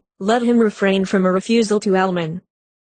Let them make ill reports of the wants of the townsmen, the Cymry will meet the Saxons, for various mutual consumption and resistance, of the excessively great army, when they have experience, and on the hill, at the blades and shout, they will tremble, and on the Gwy severe encounters will follow them, and a banner will come, rough it will descend 60 and like the budded blossoms the Saxons will fall, the Cymry gathering strength with union of actions, first and last the Grand Winion were in a strait, the stewards to the value of their deceit prostrating them, their army in the running of blood surrounding them, others on their feet through woods will retreat, through the ramparts of the city they will flee, a war without returning to the land of Pryden, the council will be broken by hand, like the sea they will glide away.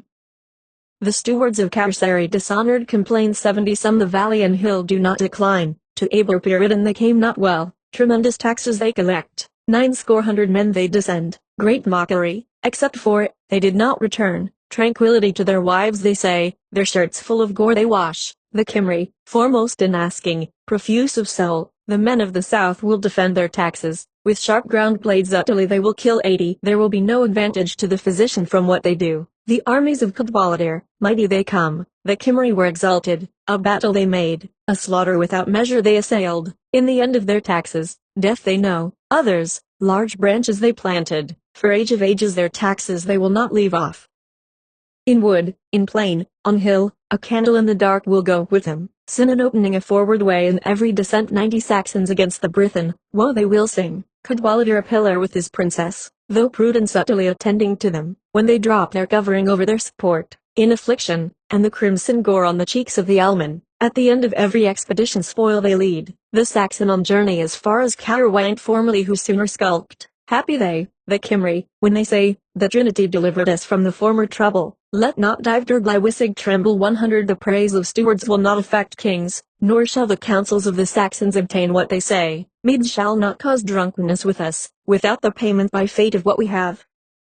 From orphaned sons and others a few through the intercession of David and the saints of Prydain, as far as the stream of Arlego they will flee out, IV, the Advent foretells, the day will come, when he will come to summon to one council, one company, one council, and Loger being burnt, 110 in the hope of detracting our most comely army, and the song of another country will flee always, he knows not a hiding place for my goods, and where will be a shelter, they raise a barking, like a bear from the mountain, to pay flattery their country will bleed, again shall come the toil of spears, fierce and sharp, the friend shall not spare the body of his companion, again shall come the head of a salmon without brains, again shall come widowed women and spare horses, again shall come a terrible shout from the assault of the warriors, 120 and many hands unequal before scattering armies, the messengers of death met together, when stood carcasses according to their origin, the tax will be avenged and the value daily, and the many messages on the false army, the Cymry have prevailed through the rencounter, completely unanimous, of one voice, of one faith, the Cymry have prevailed to cause battle, and the tribes of many a country they will collect, and the holy banner of David they will raise, 130 to lead the Gwydiel through the dark blue sea.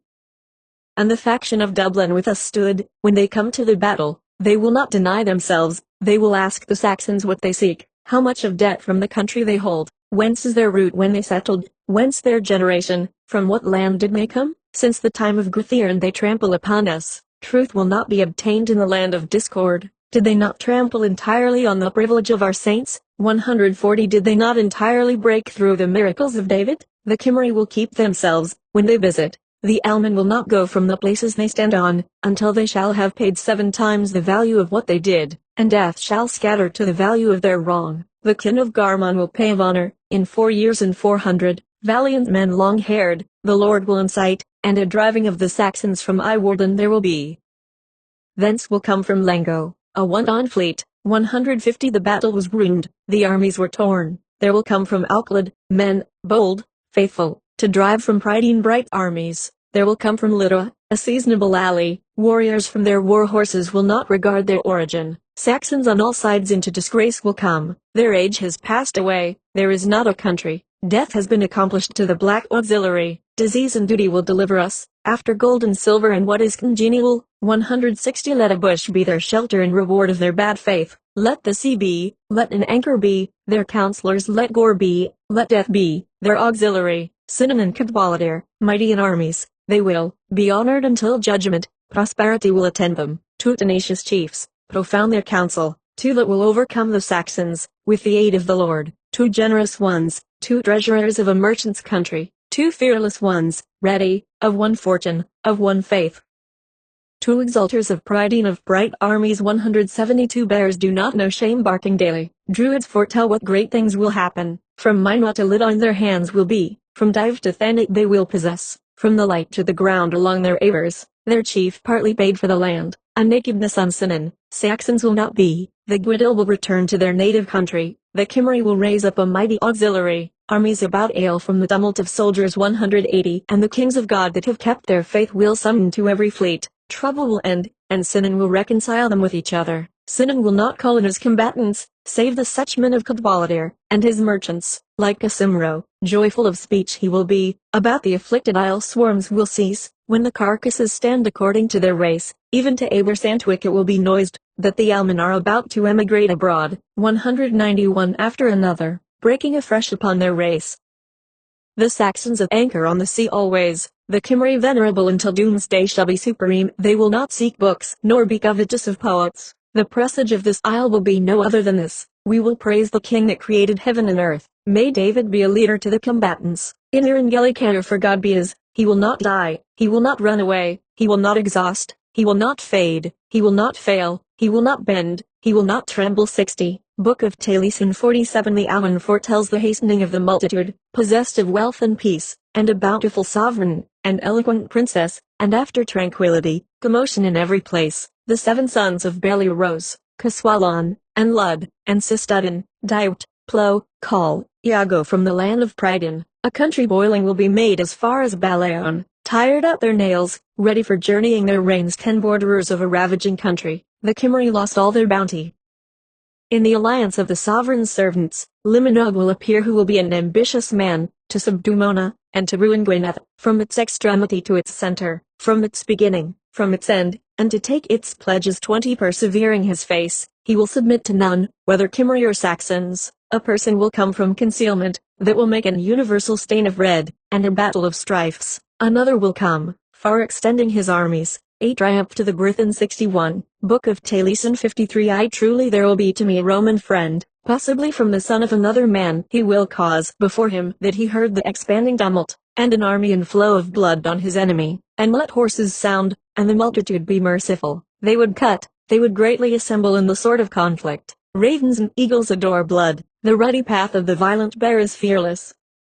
Let Cadwallader rise ardent and gleaming on the face of the embattled hosts of vigorous countries too. Truly there will be to me a day share of frailties, a vow of prophecy in the first beginning, years victorious, an excess of extensive rights, when winter overspreads, sharp the steering of ships, confined the flow of harmony, Cetius, respiring, glorious the appearance of the torrent on the top of the waves, the swans resort round the morsel on the face of the surges, bear and lion empty the bright pools. The boundary depends upon crimson spears, too much is sought chastisement, a caution to the fronts, before his ranks and great possessions, creeds fall, colors are broken by the crowds in front. To the combat of Cadwallader, of splendidly red fame, there arose a dragon from the south, by a free youth he was slain on a Thursday. 3. truly there will be to me bounteous heroism, a royal eulogy of fame of great abundance.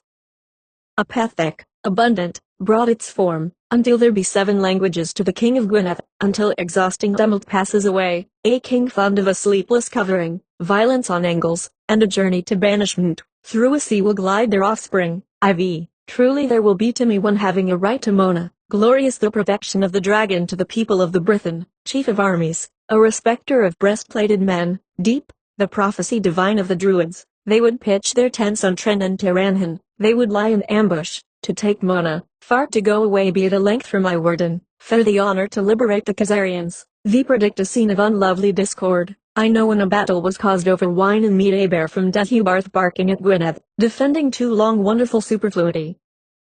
Its fortified uplands were prepared, on the callans of winter placing lands, the mutual reflection on shields in the shout of the sword, to the combat of Cadwallader on the Lord of Gwynedd. 6. Truly it will come, this will come to pass, all Loegr will lose their possessions by us, seeing the aspects of the speckled white men, between the shafts of arrows and white iron, a shouting on the sea, a lance darting trembling of slaughter, they will languish in the ocean, beyond the broad lake, sea and isles will be their gain. 7. Truly there will come to me from beyond Hafren repelled of Prydain, a king of destiny, a mild ruler of armies, numerous his progeny, a kingdom suitable, hateful from ice, the common people of the world truly will be joyful, they possess energies, a tribe of rich men, the flash flamed over the region of Hafren, let the Cymry be collected splendidly to the combat of Cadwallader, be joyful the chief minstrels with the glory of the battle. 8. Truly he will come with his host and ships, and searing shields, and changing lances, and after a valiant shout, his will be done. May the circle of Prydain be enflamed there, the dragon will not hide himself, however many may come, not light the praise of conquering Dive, he will bear likewise over the effusions of Reg, the creator, possessor of treasure, generous, daring his flow, immense his battle, baring the skin of Cadwallader, an active work. O, poems connected with Powys. 62. Satire of Sinan Garwin son of Brochwheel, Book of Taliesin 23 Sinan, the exciter of battle, bestowed on me treasure, for not false the glory of the stout hunting dogs of the domain, 100 steeds of equal pace, silver their covering, 100 legions in green of one front running together.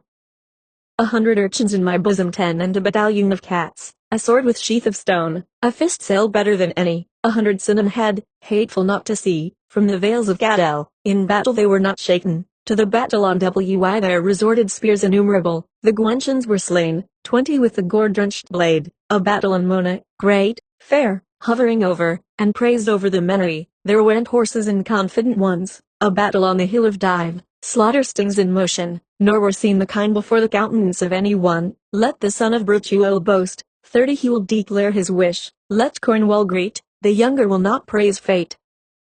The incomprehensible will depress in the day that is praised by me, my patron of Sinan, battles arose, a woeful spreading flame, there raises up a great fire, a battle in the country of Brachan, 40 amperes warring scene of tumult, miserable princess, were made to tremble before Sinan, the breastplate being transfixed, like a ruler, they cried out, St. John of perfect song thou wilt help with thy wide country, a saying was heard, every one in his red place, be the circle red, they say ironically, 50 they, will enslave thy Sinan. 63, Red Book of Hergest 16 I stand forth, maidens, and survey the land of Sindalan, lies Benguern, is it not in flames? Woe to the youth that longs for good fellowship too, one tree with a tendril on it is escaping it may be, but what God shall have willed, let it come. 3. Sindalan, with heart like the ice of winter, with thrust of wild boar through his head, thou hast dispensed the ale of Tren, Sindalan, with heart like the fire of spring, by the common oath, in the midst of the common speech,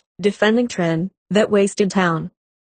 Sindalan, bright pillar of his country, chain-bearer, obstinate in fight, protected Tren, the town of his father. 6. Sindalan, bright intelligence departed, chain-bearer, obstinate in the host, protected Tren as long as Bee was living. 7. Sindalan, with heart of greyhound, when he descended to the turmoil of battle, a carnage he carved out. 8. Sindalan, with heart of hawk, was the true enraged cub of Sindarwan, the stubborn one. 9. Sindalan, with heart of wild boar, when he descended to the onset of battle, there was carnage in 2 heaps. Sindalan, hungry boar, ravager, lion, wolf fast holding of descent, the wild boar will not give back the town of his father. Sindalan, well towards thee fled his heart, It was a great festival with him, like the press of the battle. 12. Cyndyllan of Powys, purple gallant is he, the stranger's refuge, their life's anchor, cub of Cyndrawen, much to be lamented. 13. Cyndyllan, fair son of Cyndrawen, no fitting garb is the beard about the nose, will a man be no better than a maid. 14. Cyndyllan, a cause of grief thou art set forward will not be thy ray, around the pressure of the covert of thy shield. 15. Cyndyllan, keep thou the slope till the Logrians come today, anxiety on account of one is not fitting. 16. Cyndyllan, keep thou the top till the Logrians come through a tren, 'tis not called a wood for one tree. 17. My heart has great misery in joining together the black boards, fair is the flesh of Cyndyllan, the common grief of 100 hosts. 18. The hall of Cyndyllan is dark tonight, without fire, without bed, I'll weep a while, afterwards I shall be silent. 19. The hall of Cyndyllan is dark tonight, without fire, without candle, except God, who will give me patience. XX. The hall of Cyndyllan is dark tonight, without fire, without light, let there come spreading silence around thee. 21. The hall of Cyndyllan, dark its roof, after the fair assemblage, Alice, it makes not well its end. 22. The hall of Cyndyllan, art thou not without seemliness, in the grave is thy shield, as long as he was living there was no break in the shingle. 22. The hall of Cyndyllan is forlorn tonight, since there has been no one owning it, ah, death will not leave me long. 24. The hall of Cyndyllan is not pleasant tonight, on the top of Carricketwith, without lord, without company, without feast. 25. The hall of Cyndyllan is gloomy tonight, without fire, without songs, tears are the trouble of my cheeks. 26. The hall of Cyndyllan is gloomy tonight, without family. 27. The hall of Cyndyllan pierces me to see it, without roof, without fire, dead is my chief, myself alive. 28. The hall of Cyndyllan lies waste tonight, after warriors contended, Elven, Cyndyllan Keok. 29. The hall of Cyndyllan is piercing cold tonight, after the honor that befell me, without the men, without the women it sheltered. XXX. The hall of Cyndyllan is still tonight, after losing its elder, the great merciful God, what shall I do? 31. The hall of Cyndyllan, dark is its roof since the destruction by the Logrian Cyndyllan and Elven of Powys. 32. The hall of Cyndyllan is dark tonight, of the children of Cyndrawen, Sinan and Gwaelin and Gwyn. 33. The hall of Cyndyllan pierces me every hour, after the great gathering din at the fire which I saw at thy fire hearth. 34. The eagle of Eli, loud his cry, he has swallowed fresh drink, heart blood of Cyndyllan fair. 35. The eagle of Eli screams aloud tonight, in the blood of fair men he wallows, he is in the wood, a heavy grief to me. 36. The eagle of Eli I bear tonight, bloody is he, I defy not, he is in the wood, a heavy grief to me. 37. The eagle of Eli, let him afflict tonight the vale of illustrious Mesir, Brochweel's land, long let him affront it. 38. The eagle of Eli keeps the seas, he will not course the fish in the Aber, let him call, let him look out for the blood of men. 39. The eagle of Eli traverses the wood at dawn to feast, his greed, may his boldness prosper it. Expel the eagle of Aneirin with the grey horn beak, very loud his echoing voice, eager for the flesh. XLI. The eagle of Aneirin with the grey horn beak, very loud his call of defiance, eager for the flesh of Cyndyllan. 42. The eagle of Aneirin with the grey-born beak, very loud his clamor, eager for the flesh of him I love. 43. The eagle of Aneirin, from afar is his call tonight, for the men of blood is his lookout, truly will Tren be called the ruined town. 44. The eagle of Aneirin, from afar let him call tonight, for the blood of men let him look out, truly will Tren be called the town of flame. 45. The churches of Bassa, there rests tonight, there ends, there shrinks within himself, the shelter in battle, heart of the men of Argode. 46. The churches of Bassa are enriched tonight, my tongue hath done it, ready are they, overflowing my grief. 47. The churches of Bassa are close neighboring tonight to the heir of Cyndrawen, graveyard of Cyndyllan fair. 48. The churches of Bassa are lovely tonight, their clover hath made them so, ready are they, overflowing my heart. 49. The churches of Bassa have lost their privilege since the destruction by the Logrians of Cyndyllan and Elven of Powys. The churches of Bassa are to make an end tonight, the warriors are not to continue, he knows who knoweth all things, and I hear no. 51. The churches of Bassa are still tonight, and I am to cry, ready are they, overflowing is my lament. 52. The white town in the bosom of the wood, there has ever been of its lustihood, on the surface of the grass, the blood. 53. The white town in the countryside, its lustihood, its great thoughtfulness, the blood under the feet of its warriors. 54. The white town in the valley, joyful its troop with the common spoil of battle, its people, are they not gone? 55. The white town between Tren and Trodhead, more common was the broken shield coming from battle than the evening ox. 56. The white town between Tren and Travel, more common was the blood on the surface of the grass than the ploughed fallow. 57. Alice, Frewer, how sad is it tonight, after the loss of kindred, by the mishap of my tongue were they slain. 58. Alice, Frewer, how languid she is tonight, after the death of Elvin, and the eagle of Cindruin, Cindilin. 59. It is not the death of Frewer that separates me tonight from the enjoyment of the social circle. I will keep awake, I will early weep. 60. It is not the death of Frewer that pierces me with pain, from the beginning of night till midnight I will keep awake, I will weep with the dawn. 61. It is not the death of Frewer that stares me tonight, and causes my checks to be yellow, and the red tears to flow over the bedside. 62. It is not the death of Frewer that I am tormented with tonight, but myself, being feebly sick, my brothers and my country I mourn.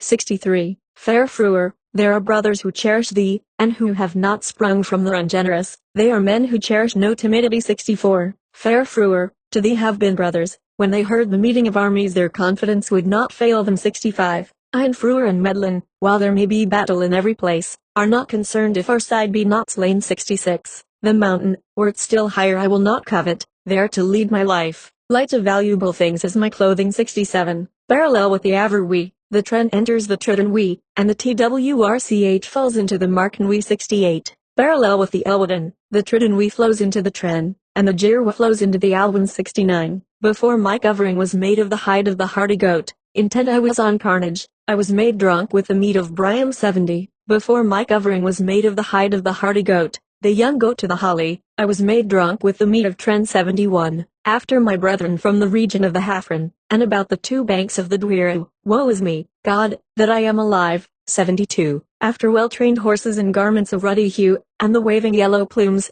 slender is my leg, a covering is not left me.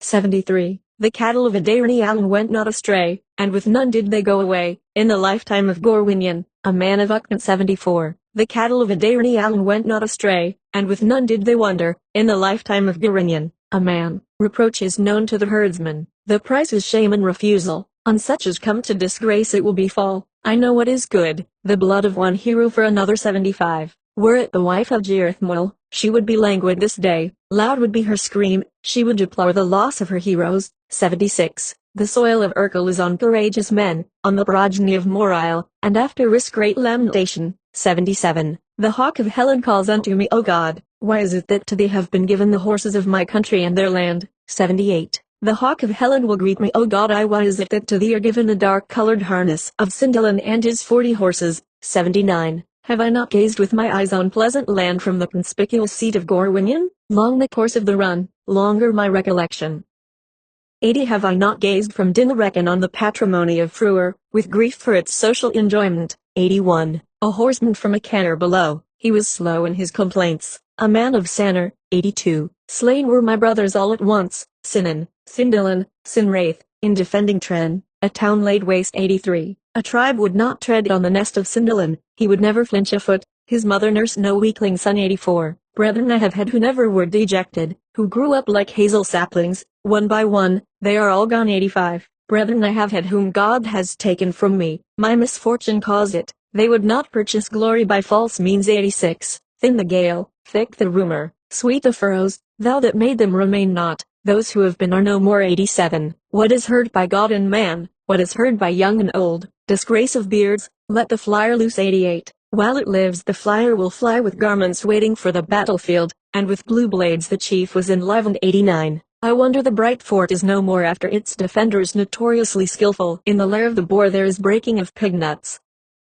90. They are neither mist nor smoke, nor warriors in mutual defense, in a meadow slaughter is bad. 91. I listened in the meadow to the clatter of shields, a fortress is no restraint to the mighty, the best of men. Caramel. 92. Caramel, pressure there is on thee, I know thy retreat from battle, a mark is want on the brow of a combatant. 93. Accustomed to exert a liberal hand, the son of Cindilin, retainer of praise, the last man of Cindruin. Caramel. 94. Devoid of zeal was he, and his patrimony was sequestrated, who sought Caramel for a judge. 95. Caramel, intimate with Exertion, son of Cyndyllan of ready fame, was not a judge, though he would wist to be 96, where Karen Mule put on the corslet of Cyndyllan, and pushed forward his ashen spear. A frank should not deprive him of his head. 97. The time when I fared on rich viands, I would not lift my thigh for a man that complained of a sore disease. 98. Brothers I also have had that would not complain of pestilential diseases. One was Elvin, Cyndyllan another. 99. Hair is not gracefully worn, is it not becoming a man in the heat of conflict?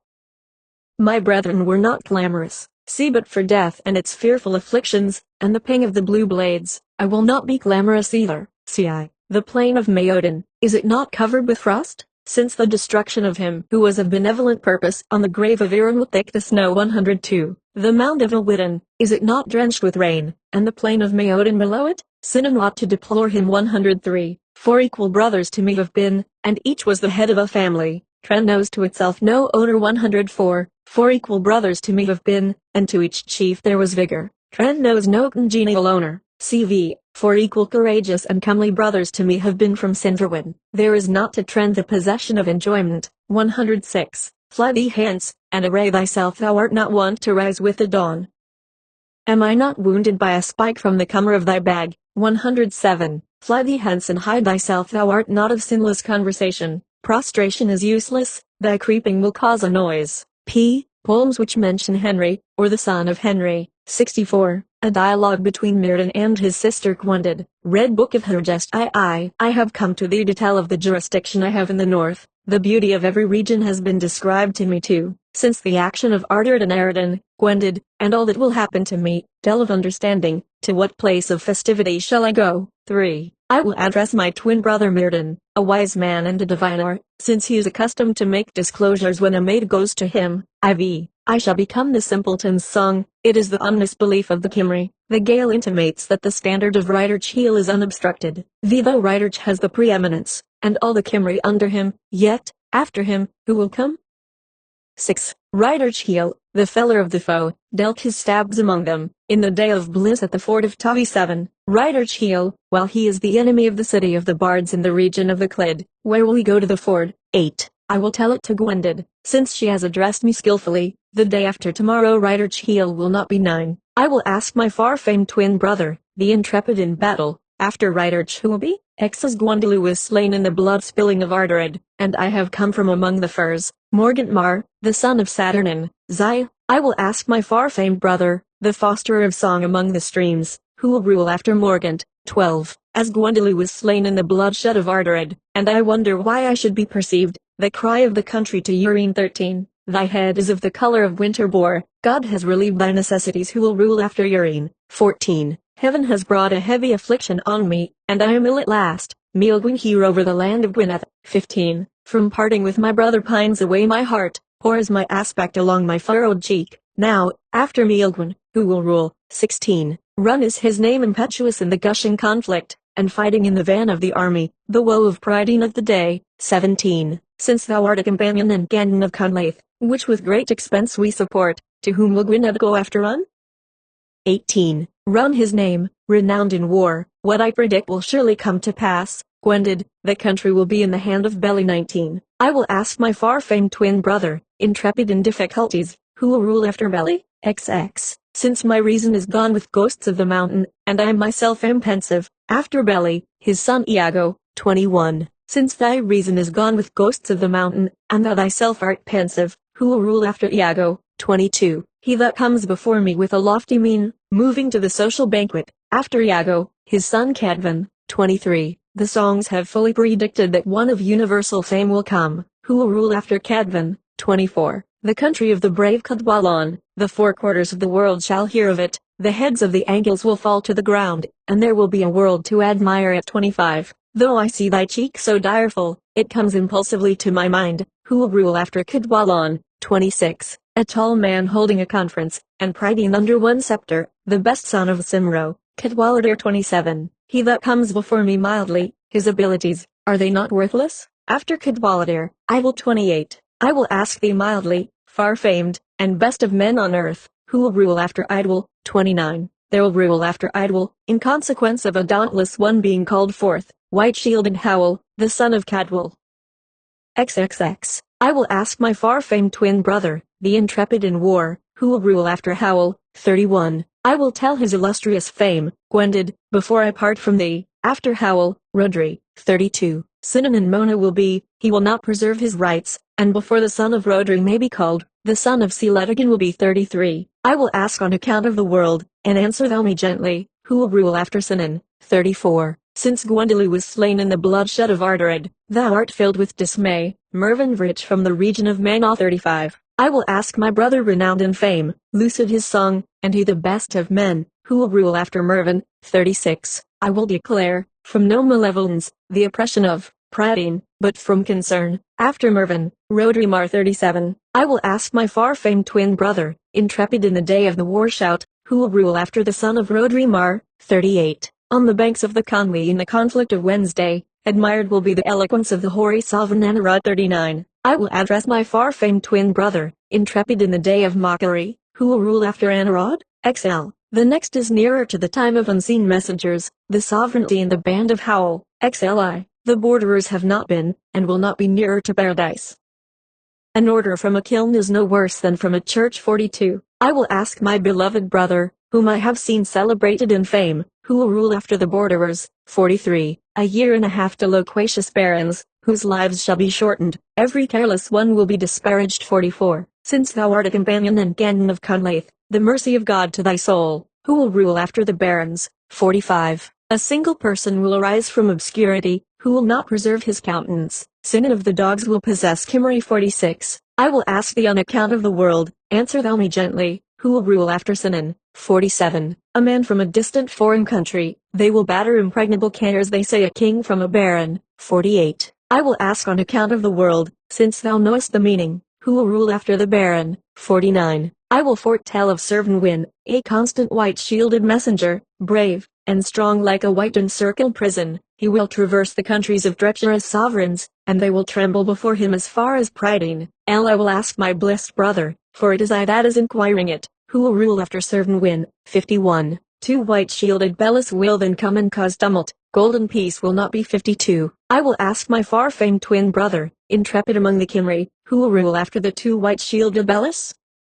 53. A single passionate one with a beneficent mien, counseling a battle of defense, who will rule before the extermination. 54. I will ask my far-famed twin brother, intrepid in the battle, who is the single passionate one that thou predictest then? What his name, what is he, when will he come? 55. Gruffed his name, vehement and handsome, it is natural that he should throw lustre on his kindred, he will rule over the land of Prydain. 56. I will ask my far-famed twin brother, intrepid in battles, who shall possess it after Gruffed. 57. I will declare from no malevolence, the oppression of Prydain, but from concern, after Gruffed. Gwynborther. 58. I will ask my far-famed twin brother, the intrepid in war, who will rule after Gwynborther. 59. Alice, fair Gwendid, great is the prognostication of the oracle, and the tales of the Sibyl, of an odious stock will be the two Edaces, for land they will be admired, from their jurisdiction, long animosity. 60. I will ask my far-famed twin brother, intrepid in the battles,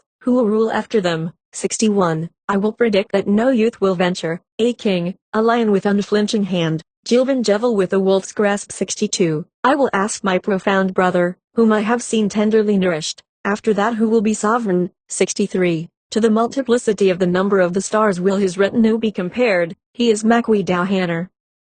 64. I will ask my unprotected brother, the key of difficulty, the benefit of a lord, who will rule after Danhanner. 65. There will be a mixture of the Gwydelian tongue in the battle, with the Cymro, and a fierce conflict, he is the lord of 8 chief canners. 66. I will ask my pensive brother, who has read the Book of Cato, who will rule after him. 67. I say that he is from Reged, since I am solemnly addressed, the whelp of the illustrious Henry, never in his age will there be deliverance. 68. I will ask my brother renowned in fame, undaunted among the Kimry, who will rule after the son of Henry. 69. When there will be a bridge on the Tav, and another on the Tywee, confusion will come upon Logier, and I will predict after the son of Henry, such and such a king in troublous times will be. 70. I will ask my blessed brother, for it is I that is inquiring, who will rule after such and such a king. 71. A silly king will come, and the men of Logier will deceive him, there will be no prosperity of country under him. 72. Mirden fair, of fame conferring song, wrathful in the world, what will be in the age of the foolish one? 73. When Loegr will be groaning, and Samir full of malignity, an army will be moving to and fro. 74. Meriden fair, gifted in speech, tell me no falsehood, what will be after the army? 75. There will arise one out of the six that have long been in concealment, over Loegr he will have the mastery. 76. Meriden fair, of fame conferring stock, let the wind turn inside the house, who will rule after that? 77. It is established that Owain should come, and conquer as far as London, to give the Cymry glad tidings. 78. Meriden fair, most gifted and most famed, for thy word I will believe. Owain, how long will he continue? 79. Gwendid, listen to a rumor, let the wind turn in the valley, 5 years and 2, as in time of yore. 80. I will ask my profound brother, whom I have seen tenderly nourished, who will thence be sovereign. 81. When Owain will be in Manna, and a battle in Brighton close by, there will be a man with men under him. 82. I will ask my profound brother, whom I have seen tenderly nourished, after that who will be sovereign. 83. A ruler of good breeding and good will he be, will conquer the land, and the country will be happy with joy. 84. I will ask my profound brother, whom I have seen tenderly nourished, after that who will be sovereign. 85. Let there be a cry in the valley, belly here and his men like the whirlwind, blessed be the Cymry, woe to the Gim. 86. I will ask my far-famed twin brother, intrepid in battles, after Belly who will be the possessor. 87. Let there be a cry in the Aber, Belly here and his numerous troops, blessed be the Cymry, woe to the Gwyddel. 88. I will address my far-famed twin brother intrepid in war, why woe to the Gwyddel. 89. I will predict that one prince will be of Gwynedd, after your affliction, you will have a victory over every nation. 90. The Canon of Morvern, how united to us was Meriden rich with the powerful host, what will happen until the wish be accomplished? 91. When Cadwallader will descend, having a large united host with him, on Wednesday to defend the men of Gwynedd, then will come the men of Carrgarod. 92. Do not separate abruptly from me, from a dislike to the conference. In what part will Cadwallader descend? 93. When Cadwallader descends into the valley of the Tywee, hard-pressed will be the Abers and the Britain will disperse the Brithwere. 94. I will ask my profound brother, whom I have seen tenderly nourished, who will rule from thenceforth. 95. When Aber will know 3 languages in Mona, and his son be of honorable descent, Gwynedd will be heard to be abounding in riches. 96. Who will drive Loegr from the borders of the sea, who will move upon Dive, and as to the Cymry, who will succor them? 97. The far extended rout and tumult of Rydurch, and the armies of Cadwallader, above the river Tardanan, broke the key of men. 98. Do not separate abruptly from me, from dislike to the conference, what death will carry off Cadwallader? 99. He will be pierced by a spear from the strong timber of a ship, and a hand before the evening, the day will be a disgrace to the Cymry. See, do not separate abruptly from me from dislike to the conference. How long will Cadwallader reign? Ci. 3 months and 3 long years, and full 300 years with occasional battles, he will rule. 102. Do not separate abruptly from me from dislike to the conference, who will rule after Cadwallader? 103. To Gwendid I will declare, age after age I will predict, after Cadwallader. Cinda. 104. A hand upon the sword, another upon the cross, let everyone take care of his life, with Sindav there is no reconciliation. CV. I will foretell that there will be one prince of Gwynedd, after your affliction, you will overcome every nation. 106. And as to the tribe of the children of Adam, who have proceeded from his flesh, will their freedom extend to the judgment? 107. From the time the Cymry shall be without the aid of battle, and altogether without keeping their mean, it will be impossible to say who will be ruler. 108. Gwendid, the delicately fair, the first will be the most puissant in Prydain. Lament, ye wretched Cymry. 109. When extermination becomes the highest duty, from the sea to the shoreless land, say, lady, that the world is at an end. CX. And after extermination becomes the highest duty, who will there be to keep order? Will there be a church, and a portion for a priest? 111. There will be no portion for priest nor minstrel, nor repairing to the altar, until the heaven falls to the earth. 112. My twin brother, since thou hast answered me, Meriden, son of Morvern the skillful, sad is the tale thou hast uttered. 113. I will declare to Gwendid, for seriously hast thou inquired of me, extermination, lady, will be the end.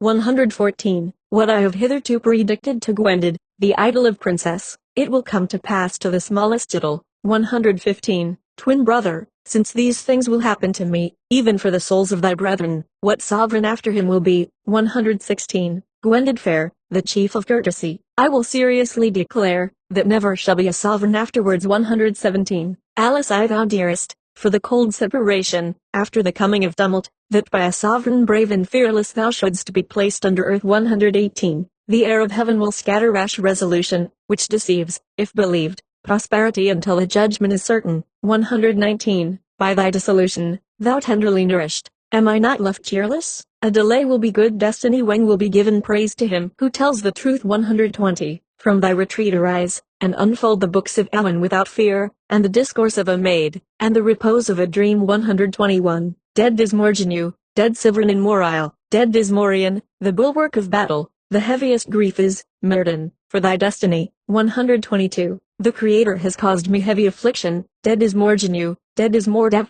dead Dismorian, I wish to die. 123. My only brother, chide me not, since the battle of Ardriddiamil, it is instruction that I seek, to God I commend thee. 124. I, also, commend thee, to the chief of all creatures Gwendid fair, the refuge of songs. 125. The songs too long have tarried concerning universal fame to come, would to God they had come to pass. 126. Gwendid, be not dissatisfied, has not the burden been consigned to the earth? Every one must give up what he loves. 127. While I live, I will not forsake thee, and until the judgment will bear thee in mind, thy entrenchment is the heaviest calamity. 128. Swift is the steed, and free the wind, I will commend my blameless brother to God, the supreme ruler, partake of the communion before thy death. 129. I will not receive the communion from excommunicated monks, with their cloaks on their hips, may God himself give me communion. 130. I will commend my blameless brother in the supreme pater, may God take care of Myrddin. 131. I, too, will commend my blameless sister in the supreme pater, may God take care of Gwendid. Amen. 65. A fugitive poem of Myrddin in his grave. Red Book of Hergest 2. The man that speaks from the grave has been instructed that before 7 years, the horse of Yrdian of the north will die. 2. I have quaffed wine from a bright glass with the lords of fierce war, my name is Myrddin, son of Morvran. 3. I have quaffed wine from a goblet with the lords of devouring war, Myrddin is my deserving name. IV. When opposition will come upon a black wheel, to destroy Loger of exhausted course, bitter will be their enmity in defending the White Mount. At the White Mount distress there will be, and long regret to the nation of the Cymry. There will be no protection in the recesses of Ardudwy, in the maritime region of the Cymry, from the renowned boar of the intrepid host. 6. When the Red One of Normandy will come to charge the Logrians with enormous expense, there will be a tax upon every prediction, and a castle at Aberhardny. 7. When the strong freckled one will come as far as Rydbankarn, men will be disgraced, hilts worn out, the chief noble of Prydian will be their chief in judgment. 8. When Henry will come to claim Muircastel on the border of Erie, disturbance beyond sea will call him. 9. When the pale weak one will come to claim London, upon unhandsome horses, he will call forth the lordship of Caergene, scarce the acorns, thick the corn, when there will suddenly appear a king, a youth, woo to such as tremble, there will be a youth of great renown, who will conquer 1,000 cities, like the life of tender shoots will be that of the king. I from a youth. 12. Strong towards the weak will he be, weak towards the strong of the uplands, a ruler from whose coming worse it will fare. 13. There will be a state when they will delight in wantonness, when women will be a soft herd, and a host of young children at confession. 14. There will be a state when they will delight in order, even the churl will do a good turn, the maid will be handsome, and the youth resolute. 15. There will be a state towards the end of the age, when from adversity the young will fail, and in Megagus die of cold. 16. There will be a state when they will delight in hunting dogs, and build in intricate places, and a shirt without great cost cannot be obtained. 17. There will be a state when they will delight in oaths, vice will be active, and churches neglected, words as well as lies will be broken, truth will disappear, and falsehood spread, faith will be weak, and disputings on alternate days. 18. There will be a state when they will delight in clothes, the counselor of a lord will be a vagrant of a bailiff, empty-handed the bard, gay the priest, men will be despised, refusals frequent. 19. There will be a state without wind, without rain, without too much plowing, without too much consuming, land enough will 1 acre be for 9, XX. When the men will come without manliness, and corn grow in the place of trees, in peace everywhere feasts will be prevalent. 21. When the cubit shall be held in esteem, trees in spring there will be after the chief of mischief. Let the cowhouse post be worse than a coulter. 22. Wednesday, a day of enmity, blades will be completely worn out, they will conceal two in the blood of Singhan. 23. In Abersor there will be a council, on men after the devastation of battle, a happy ruler is a leader in the camp. 24. In Aber Avon will be the host of Mona, and Angles after that will be at Hinwooden, his valor will Moraine long preserve. 25. In Aberdwaver the leader will not hold out, when that which will be performed by Gwyddig will take place, and after the battle of Savarlug. 26. A battle will be on the river Byre, and the Brython will be victorious, the men of Glir will perform acts of heroism. 27. In Aberdown a battle will ensue, and the shafts will be unequal, and crimson blood on the brow of Saxons. Serval is thy cry, thou Gwendid, have told me the ghosts of the mountain, in Abercarav. 66. Black Book of Carmarthen. 69. Blessed is the birch in the valley of the Gwye, whose branches will fall off one by one, two by two. It will remain when there will be a battle in Ardudwy, and the lowing together of cattle about the ford of Mochnwy, and spears and shouting at Dagenwy, and Edwin bearing sway in Mona, and youths pale and light in ruddy clothes commanding them too. Blessed is the birch in Pumlumen, which will see when the front of the stag shall be exalted, and which will see the Franks clad in mail, and about the hearth food for whelps, and monks frequently riding on steeds. 3. Blessed is the birch in the heights of Dinwithwy, which will know when there shall be a battle in Ardudwy, and spears uplifted around Ardudwy, and a bridge on the Taw, and another on the Tory, and another, on account of a misfortune, on the two banks of the Gwye, and the artificer that will make it, let his name be Garwi, and may the principal of Mona have dominion over it. Women will be under the gint, and men in affliction. Happier than I is he who will welcome the time of Cadwallader, a song he may sing. 67. Black Book of Carmarthen. 18. O little pig, thou happy little pig, bury not thy snout on the top of the mountain, burrow in a secluded place in the woods, for fear of the hunting dogs of Rydurch, the champion of the faith, and I will prognosticate, and it will be true, as far as Abler Teradir, before the usurpers of Prydain, all the Cymry will be under the same warlike leader, his name is Llewellyn, of the line of Gwynedd, one who will overcome too. Listen, O little pig, it is necessary to go, for fear of the hunters of Mordor, if one dared, lest we be pursued and discovered, and should we escape, I shall not complain of fatigue, and I will predict, in respect of the ninth wave, and in respect of the single white-bearded person, who exhausted dived, who erected a chancel in the land for those of partial belief, in the upland region, and among wild beasts, until Sinan comes to it, to see its distress, her habitations will never be restored. 3. Listen, O little pig, I cannot easily sleep, on account of the tumult of grief which is upon me. 10 years and 40 have I endured pain, evil is the joy which I now have. May life be given me by Jesus, the most trustworthy of the kings of heaven, of highest lineage. It will not be well with the female descendants of Adam, if they believe not in God. In the latter day, I have seen Gwendolu, with the precious gifts of princess,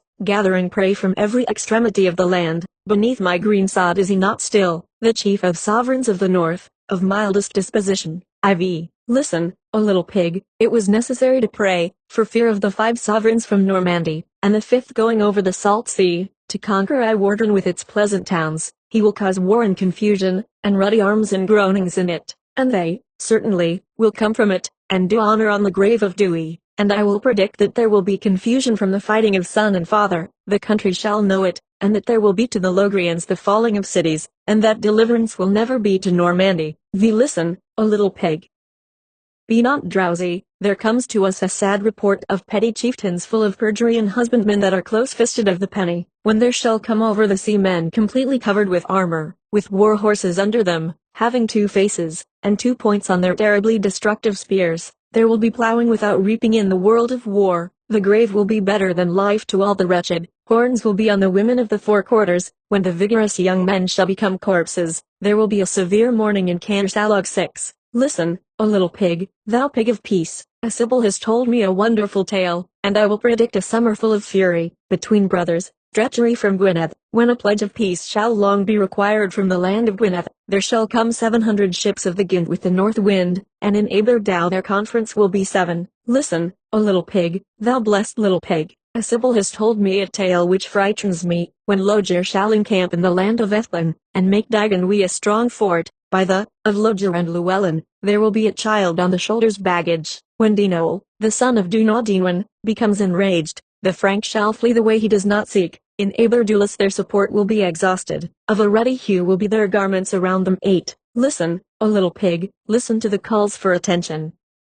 For the crime of the necessitous God will make remissions. What is becoming, be it mine, and what is, let him seek. 9. Listen, O little pig, it is broad daylight, hark thou to the song of water birds whose notes are loud. To us there will be years and long days, and iniquitous rulers, and the blasting of fruit, and bishops sheltering thieves, churches desecrated, and monks who will compensate for loads of sins. X. Listen, O little pig, penetrate into Gwynedd, have a partner when thou goest to rest. Little does Rider Cheel know tonight at his feast what sleeplessness last night I bore. The snow was up to my knee, owing to the wariness of the chief. Icicles hung to my hair, sad is my fate. Tuesday will come, the day of fierce anger, between the ruler of Powys and the region of Gwynedd, when the beam of light will arise from its long repose, and defend from its enemy the frontiers of Gwynedd, unless my Maker will grant me a share of his mercy. Woe to me that I have existed, miserable will be my end. Zia, listen, O little pig.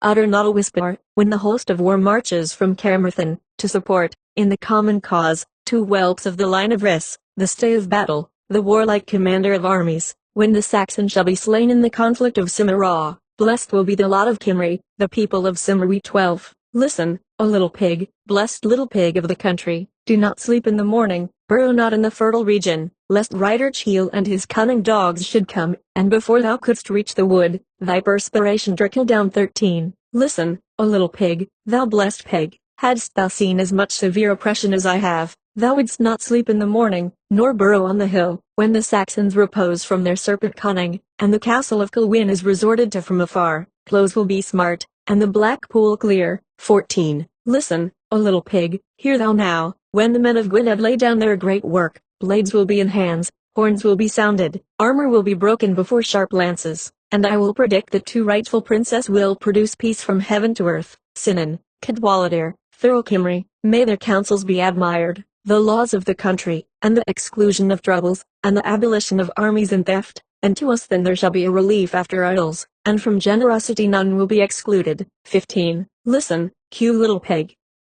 Is not the mountain green? My cloak is thin for me, there is no repose, pale is my visage, Gwynedd does not come to me. When the men of Brian each will bring their army to the shore, Cymru will conquer, glorious will be their day. 16. Listen, O little pig, thou brawny pig, bury not thy snout, consume not mine wee, love no pledge, love no play, and an advice I will give to Gwynedd: be not an amorous youth given to wanton play, and I will predict the battle of Machawi, when there will be bloody spears in the Rhyd Mwy, from the contention of chieftains, breast will heave on the saddles, there will be a morning of woe, and a woeful visitation, a bear from Deheubarth will arise, his men will spread over the land of Mwy. Blessed is the lot that awaits Gwynedd, when the prince of Dyfed comes to rule. 17. Listen, O little pig, are not the buds of thorns very green, the mountain beautiful, and beautiful the earth? And I will predict the battle of Coed Wivin, and ruddy beers from the attack of Awin, when stewards shall make short disputes, when there will be perjury and treachery amongst the children of the land, and when Cadwallader comes to conquer Mona, the Saxons shall be extirpated from lovely Prydain. 18. Listen, O little pig, great wonders will be in Prydain, and I shall not be concerned. When come the inhabitants of the regions about Mona to question the Brithen, there will be troublesome times. A successful leader will uplift radiant spears. Stout Sinan, appearing from the banks of the Tiwi, will cause confusion in Dyfed. May there be to him for riches melody in it. 19. Listen, O little pig. How wonderful it is that the world is never long in the same condition. How far the Saxons proclaim the cause of strife with the generous Brithen, the sons of trouble, and I will predict before the end the Brithen uppermost of the Saxons. The Picts say it, and then will come upon it the spirit of joyfulness, after having long been of a tardy disposition. XX. Listen, O little pig, hear thou the melody and chirping of birds by Carrion. One I have that I would place on mine Idmaon, to view the comely forms of the lovely ones, and I will predict a battle on the wave, and the battle of Machawi, and a battle on a river, and the battle of Corsvokno, and the battle of Minran, and the battle of Simonod, and the battle of Curlian, and the battle of Abergwaith, and the battle of Eothen, and when there shall be an end of music at the land's end, a child will arise, and good there will be to the Brithen. 21. Listen, O little pig, a period will come, how miserable that it should come, but come it will. Maids will be bold, and wives wanton, they will love, but will not revere their kindred, liberal will not the prosperous be towards one another, Bishops will be of a different language, worthless, and faithless. 22. Listen, O little pig, thou little speckled one.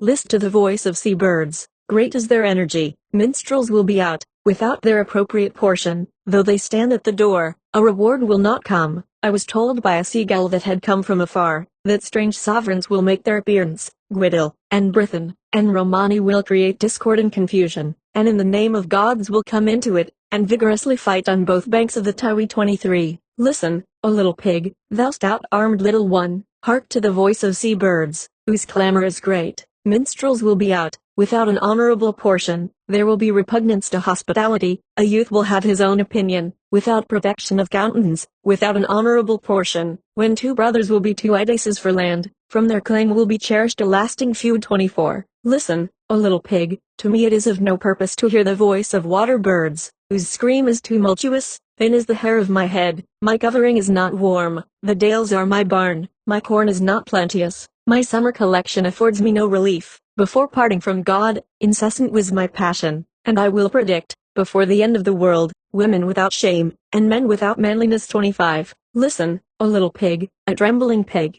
thin is my covering, for me there is no repose, since the battle of Ardellerid it will not concern me, though the sky were to fall, and sea to overflow. And I will predict that after Henry such and such a king in troublesome times, when there shall be a bridge on the Tawe, and another on the Tawe, there will be an end of war in it. 68. Red Book of Hergest XX. The fleet of Mona, the seat of misfortune, prevents bloodshed. With the noise of oars around her, a greater influx will be into the Conwy on account of distress. The men of the Eagle of Eiri having fallen, without ardor they were in the time of heat before becoming silent. Kimmery without energy against injustice. The dragon of prediction is the son of Henry, for a year was be desired before the assembling of hosts. Wolf of the mighty, mighty his retainers. Tim the retinue of the world will for a time be a sign from the invisible. The country will be constant to the ruler of Normandy, the bane of Prydain. There will be anxious concern because of his birth, with a constancy like the revolving of a wheel. Chief of bards of every region, as to thy ancient claims I will address thee by signs. How often dost thou communicate with the youthful hero, the heroic youth, amiable in society? Supremely high will be the voice of fame on the blue sea, when the youths of Brythian come to their privilege. 20. And Nawin will be the ruler of the kingdom, a ruddy man in the ruddy scene, the joy of Gwynedd, of brave ancestors, the progeny of Mervyn, the bulwark of sovereignty, a crowned young hero, on the point of effecting deliverance. Known to God is my wish, that the Yeomen should commence their flight with a bloody fate, and with destruction so precipitate, so violent, so terrible, extremely offensive is every naked truth. Be it certain that distracted men have come contending about towns. A heap of ruddy carcasses by the peaceless blade has been deserved, and certainly such is the case. 30. Every record, every juncture, every man, and every triumph, Christ has conferred upon me the advantage of knowing. The Logrians are unfed in the conflict of blades, an enervated rabble to contend in battle. 69. Red Book of Hergest 19. Soon it will happen that kindred by nature will be in the shout of war. Soon will happen many a cut from the tournament. Soon will come between Saxons a recoil from mutual wounding, irreverent burying and ministering. Soon will the men of Manwë come to obtain praise, and the north they will certainly make without peace. Soon will be in Prydain anxiety and want, and around Logier they will loudly complain. For the falling of the son of Henry they will be amazed. 10. So great in the dispersion will be the trepidation. Scattered overseas, a number of legions they will chase away. Tumult will be on the borders, arrogance they will not respect, and I will predict that they will energetically shout, the innocent like the guilty, they will hew down. With great ambition the navy of Logier they will attack, barbarous hosts, plunder they will seek, with open violence they will produce towers, and strongholds they will make weak. In front of the host of the tournament, 20. For the contention of one day a myriad will fall, on the seas they will openly cause destruction. As for me, I will predict that children will not multiply, and it is not I that conceal that they will not be dispersed. An age of repose the Creator will cause to be, and their extinction, the Brythian will scatter them, chief they will be. Tribulation will ensue from the anger of relatives, and the Saxons will be joyful when they see it. The omen promises to shorten it while they will be 70. Red Book of Hergest 21. I Christ Jesus, who art in complete possession of light, the strength of the feeble Christian in the gloom. Christ, the mysterious one, in order to produce seriousness may utterance be given to my bardic lays, may my bards, when they chant, be attended to, may my bardic word from the golden chair be kept, may my poem above books be read, as again by him who chants the Paternoster. Believe in God, and God will not reject thee. 10. Believe, from his court no vanity will affect thee. Believe that he suffered on a Friday, and that he arose to overcome a host. From the mutual sullenness of royal chiefs a tumult shall be heard. By virtue of unity, the compact of Rossar, may the Saxons hasten away before distress. On the borders a standing army will be complained of. Unprofitable Milanid will be molested. Lawless, with rights, without a care. 20. Around the land of Mael a long battle will be heard. Around the banks of Aneirin there will be a gory scene. Around Bualp eager will be the tumult at the close of day. Beards in flight from mortal cowardice. Around Aber Camarc may be greeted the chief, the joy of his retinue. Then will the poet be free from anxiety, from celebrating the completion of splendid actions, from the primitive language, pens, and paternosters, from the value of respect when thou art addressed. 30. Ask of the Supreme Being, from the depth of adoration, success from above the light, to the steel against Logier which corrupts the Paternoster, to his friends, his flag, and his standard, a man from concealment, prompt, brave, and wrathful, will appear, to command a multitude. He will cause terror at the commencement, and easily break the boundary on a Friday. Believe it is no falsehood. The Saxons will retreat from his oppression over the country. 40. About Aber Camarc there will be ignominy, excessive tumult, shouting, blades, and men in battle array, and a splendid banner. It is no error, and a dragon causing the death of a leader. Logrians will be uttering doleful lamentations, and men in the dire shout bewailing their brains. A man over Logier which corrupts religion, will come to command his army. He will cause a happy beginning. For a long time, as regards the land, he will disappear. 50. The hero of a disturbed country. There will be a mutual sharpening of blades, a mutual havoc concerning baptism. It will be time like doomsday, and gifts will be given to the poet. The action will be heard all over the land. His driving and impelling forces will have no end. His gifts, according to established rites, he will pour forth. Let us deserve and love Canarleriad, because of the voice of God whose favor is unfeigned, until we shall have been long through.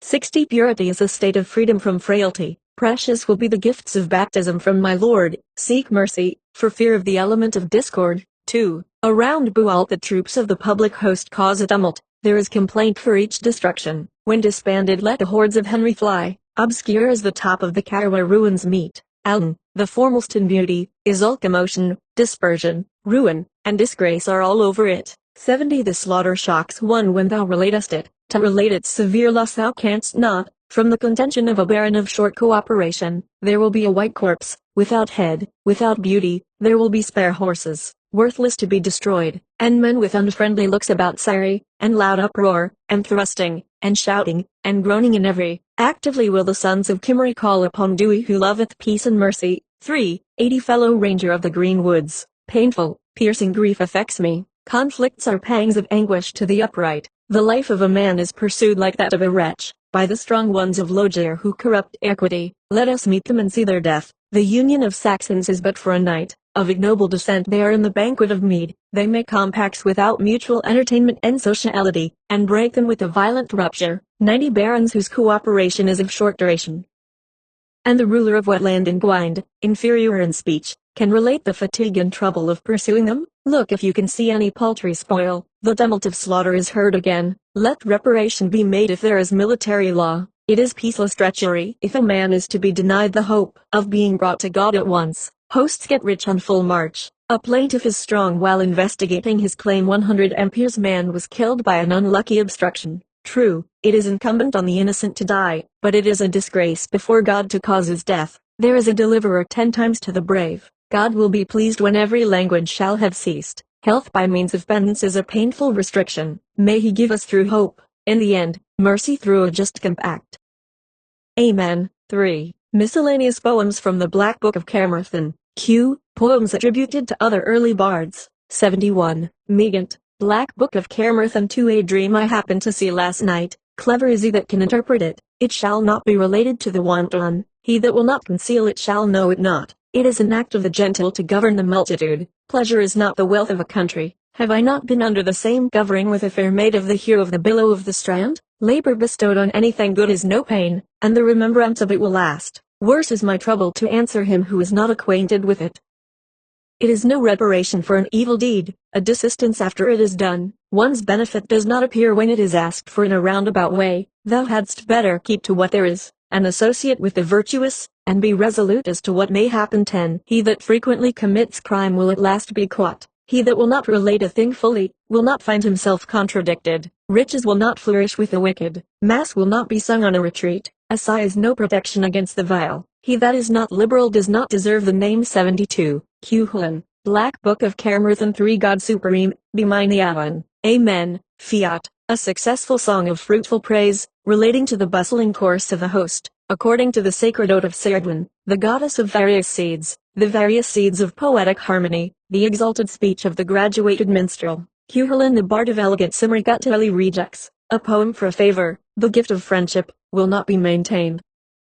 But a composition of thorough praise is being brought to thee, splendid singer in a choir, and of a song equal in length and motion, appropriate and full were the tuneful horns, gloriously ascended the conflagration. 10. Of the nation of the border, whose troops were of the same pace and simultaneous movement, praise the heir, whose gift is large, the benefit of humble suitors, light is the rebuke of the rallying point of relatives, the winner of praise, a skillful fastener, for 100 callans, the accumulator of heat, a fierce frowning wolf, whose inflexible disposition is law, accustomed to jurisdiction. Eadol was a man extremely brave, very choice and full of wisdom, a leader as regards the Brithen, full of knowledge and prudence, fiery in his wrath, accustomed to hatred, accustomed to harmony, and to the high seat in the banquet of mead, partaker of the intoxicating wine, a knight of the list, a place of limitation, a lord who is the measurer of the wall, the delight of the four quarters, the great centre power, 20 amperes knight of stout conduct, a knight of virtuous conduct, with warriors full of rage,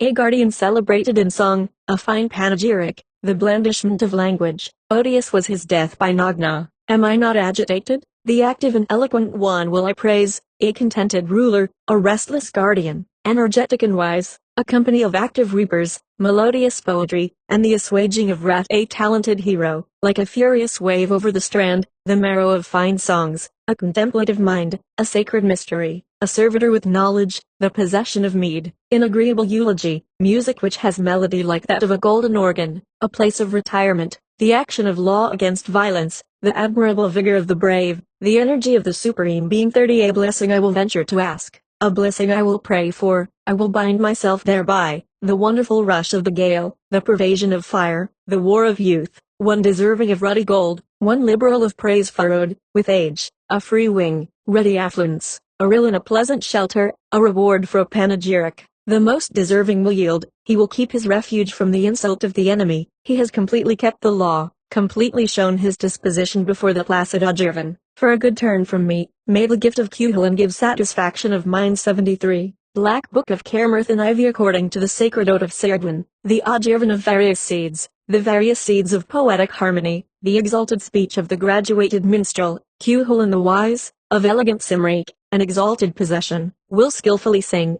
the right of Eden, the lion, shall be heard, a song of fullness, worthy of a chair, a powerful composition it is. From suitors may he receive eulogy, and they presents from him, the bond of sovereigns, the subject of contests in harmonious song. Splendid are his horses, hundreds respect him, the skillful seek the chieftain, the circle of deliverance, the nation's refuge and a treasure of mutual reproach tend to banter with him, who is of a venerable form. I would devoutly desire, a broad defense, like a ship to the suppliant, and a port to the minstrel, quick as lightning, a powerful native, a chief whose might is sharp, a luminary of sense, much he knows, completely he accomplishes. May the hero of the banquet, through peace, enforce tranquility from this day. 74. The Singhojan of Elith. Black Book of Carmarthen. XXI. Now gone are my ardor and liveliness, if I have erred, I truly acknowledge it. May the Lord not inflict upon me severe pain. 2. May not the Lord inflict severe pain on man for his anger and passion. A reprobate of heaven is reprobate of earth. 3. Let sinful mortal believe in God, and wake at midnight. Let him who offends Christ sleep not. IV. Let not a son of man sleep for the sake of the passion of the Son of God, but wake up at the early dawn, and he will obtain heaven and forgiveness. The pardon will he obtain, who will call upon God, and despise him not, and heaven the night he dies. 6. If a son of man dies without being reconciled to God for the sins which he has committed, it is not well that a soul entered his flesh. 7. It is not common for the mischievous to employ himself in converse with God, against the day of affliction. The bold thinks that he shall not die. Now gone. 75. Black Book of Carmarthen 21. I not to call upon God, whose favor defends both the innocent and the angels, is too much of false pride. Woe to him that does it openly in the world too. I love not treasure with traces of dwellings no longer existing. Everything in the present state is like a summer habitation. I am a man to him whose praise is above all things, to the Most High God who made me. 3. I love to praise Peter, who can bestow true peace, and with him his far-extending virtues. In every language he is, with hope, acknowledged as the gentle, high-famed, generous porter of heaven. IV. God I will implore to grant a request. Lord, be Eloi my protector, that to my soul, for fear of torments, be the whole protection of all the martyrs. V. Of God I will ask another request, that my soul, to be safe from the torments of enemies, and held in remembrance, may have the protection of the Virgin Mary and the Holy Maidens. 6. Of God I will ask a request also, just as be, unable to defend me, that to my soul, for fear of terrible torments, be the protection of the Christians of the world. 7. Of God I will ask a considerate request, that, being ready and diligent at all matins, to my soul, for fear of punishment, may be the protection of God and all the saints, not to call upon God.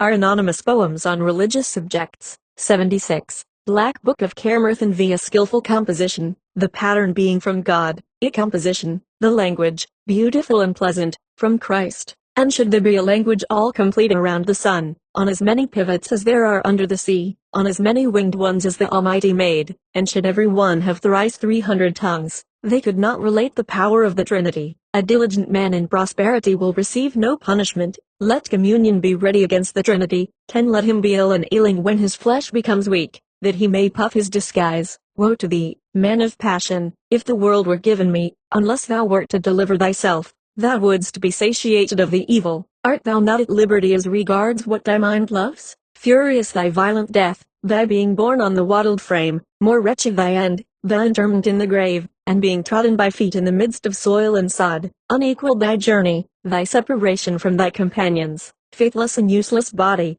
think of thy soul. 20. Body, thou wouldst not hear when others spoke. What gavest thou of thy wealth before private confession? What gavest thou of thy riches before the close and silent pit? And what thou hadst intended, thou hast left undone, and thou sawest not how many thou shouldst have loved, and a benefit it would have been as regards the passions of the people, and the good would have come to so much prosperity. When thou of thy freedom purchasest 100 things, they are uncertain, and vanish as suddenly as the motion of eyelid. Hast thou noticed that they love sinisterly while seeking violence? 30. Thou respectedst not Friday, of thy great humility thou chantedst not a paternoster at matins or vespers. A paternoster, the chief thing to be repeated. Meditate on nothing except the Trinity. Thou shouldst pay what is equal to 3/7 paternosters daily. What has been and is not, and their life has not passed away. Thou art more accustomed to the roaring of the sea than to the preaching of the evangel. Must thou not go to the pile, because thou hast not been humble? Thou respectedst neither relies, nor altars, nor churches. Thou didst not attend to the strains of bards of harmonious utterance. 40. Thou didst not respect the law of the Creator of heaven before death. A strange mixture didst thou employ in thy speech. Woe is me that I went with thee to our joint work. Woe is me when I am about to praise thee. When I came to thee, small was my evil, but it came to me from thy groveling cooperation. As for them, none will believe us respecting thy appearance of enjoyment. 77. Black Book of Carmarthen 6. Soul, since I was made in necessity blameless, true it is, woe is me that thou shouldst have come to my design, neither for my own sake, nor for death, nor for end, nor for beginning. It was with 7 faculties that I was thus blessed, with 7 created beings I was placed for purification. I was gleaming fire when I was caused to exist. I was dust of the earth, and grief could not reach me. I was a high wind, being less evil than good. I was a mist on a mountain seeking supplies of stags. 10. I was blossoms of trees on the face of the earth. If the Lord had blessed me, he would have placed me on matter, soul, since I was made. 78. Black Book of Carmarthen 7. Let us not reproach one another, but rather mutually save ourselves. Certain is a meeting after separation, the appointment of a senate, and a certain conference, and the rising from the grave after a long repose. The mighty God will keep in his power the man of correct life, and will let fire upon the unholy people, and lightning and thunder and widespread death. Neither a solitary nor a sluggard shall pass to a place of safety, and after peace there shall be the usages of a kingdom. 10. The 3 hosts shall be brought to the overpowering presence of Jesus, a pure and blessed host like the angels, another host, mixed, like the people of a country, the 3rd host, unbaptized, A multitude that directly after death will proceed in a thick crowd to the side of devils. Not one of them shall go, owing to their hideous forms, to the place where there are flowers and dew on a pleasant land, where there are singers tuning their harmonious lays. Happy will be their cogitations with the ruler of the glorious retinue, where the apostles are in the kingdom of the humble. 20 Where the bounteous Creator is on his glorious throne, may a disposition for the grave be given us, exalted as a relationship to him, and, before we are gathered together to Mount Olivet, may those who have fallen be victorious over death, and work like theirs may we also do. For at the judgment day the wonders, greatness, and puissance of the Creator none can relate. 79. Black Book of Carmarthen 9 Text, Volume 2 page 10, Notes, Volume 2 page 330. Let God be praised in the beginning and the end. Who supplicates him, he will neither despise nor refuse. The only Son of Mary, the great exemplar of kings, Mary, the mother of Christ, the praise of women, the sun will come from the east to the north. Intercede, for thy great mercy's sake, with thy Son, the glorious object of our love, God above us, God before us, God possessing all things. May the Father of heaven grant us a portion of mercy. 10 Puissant Sovereign, may there be peace between us without refusal. May we reform and make satisfaction for our transgressions, before I go to the earth to my fresh grave, in the dark without a candle to my tribunal, to my narrow abode, to the limits assigned to me, to my repose, after my horse, and indulgence in fresh mead, and social feasting, and gallantry with women. I will not sleep, I will meditate on my end. We are in a state the wantonness of which is said, like leaves from the top of trees, it will vanish away. 20 Woe to the niggard that hoards up precious things, and unless the Supreme Father will support him, though he is allowed to have his course in the present world, his end will be dangerous. He knows not what it is to be brave, yet will he not tremble in his present state. He will not rise up in the morning, will utter no greeting, nor will he sit. He will not sing joyfully nor ask for mercy. Bitter will, in the end, be the retribution of haughtiness, arrogance, and restlessness. He pampers his body for toads and snakes and lions, and conceives iniquity. 30 And death will come upon hoary age. He is insatiable in the assembly and in the banquet. Old age will draw nigh, and spreads itself over thee. Thy ear, thy sight, thy teeth, they will not return. The skin of thy fingers will wrinkle, and age and hoariness will affect thee. May Michael make intercession for us, that the Father of heaven may dispense us his mercy. The beginning of summer is a most pleasant season. Tuneful the birds, green the stalks of plants, plows are in the furrow, oxen in the yoke, green is the sea, variegated the land. 40 When cuckoos sing on the branches of pleasant trees, may my joyfulness become greater. Smoke is painful, sleeplessness is manifest, since my friends are returned to their former state in the hill, in the dale, in the islands of the sea, in every direction that one goes. In the presence of the blessed Christ there is no terror. It was our desire, our friend, our trespass to penetrate into the land of thy banishment. 7 saints and 77 did he pierce in one convention. With Christ the blessed they sustain no apprehension of evil. 50 Ampere's gift I will ask, may it not be refused me by the God of peace, since there is a way to the gate of the Supreme Father, Christ. May I not be sad before thy throne. 80 Black Book of Carmarthen. Exhale, glorious Lord, may church and chancel bless thee, and chancel and church, and plain and precipice, and the 3 fountains there are, 2 above wind, and 1 above the earth. May darkness and light bless thee, and fine silk and sweet trees.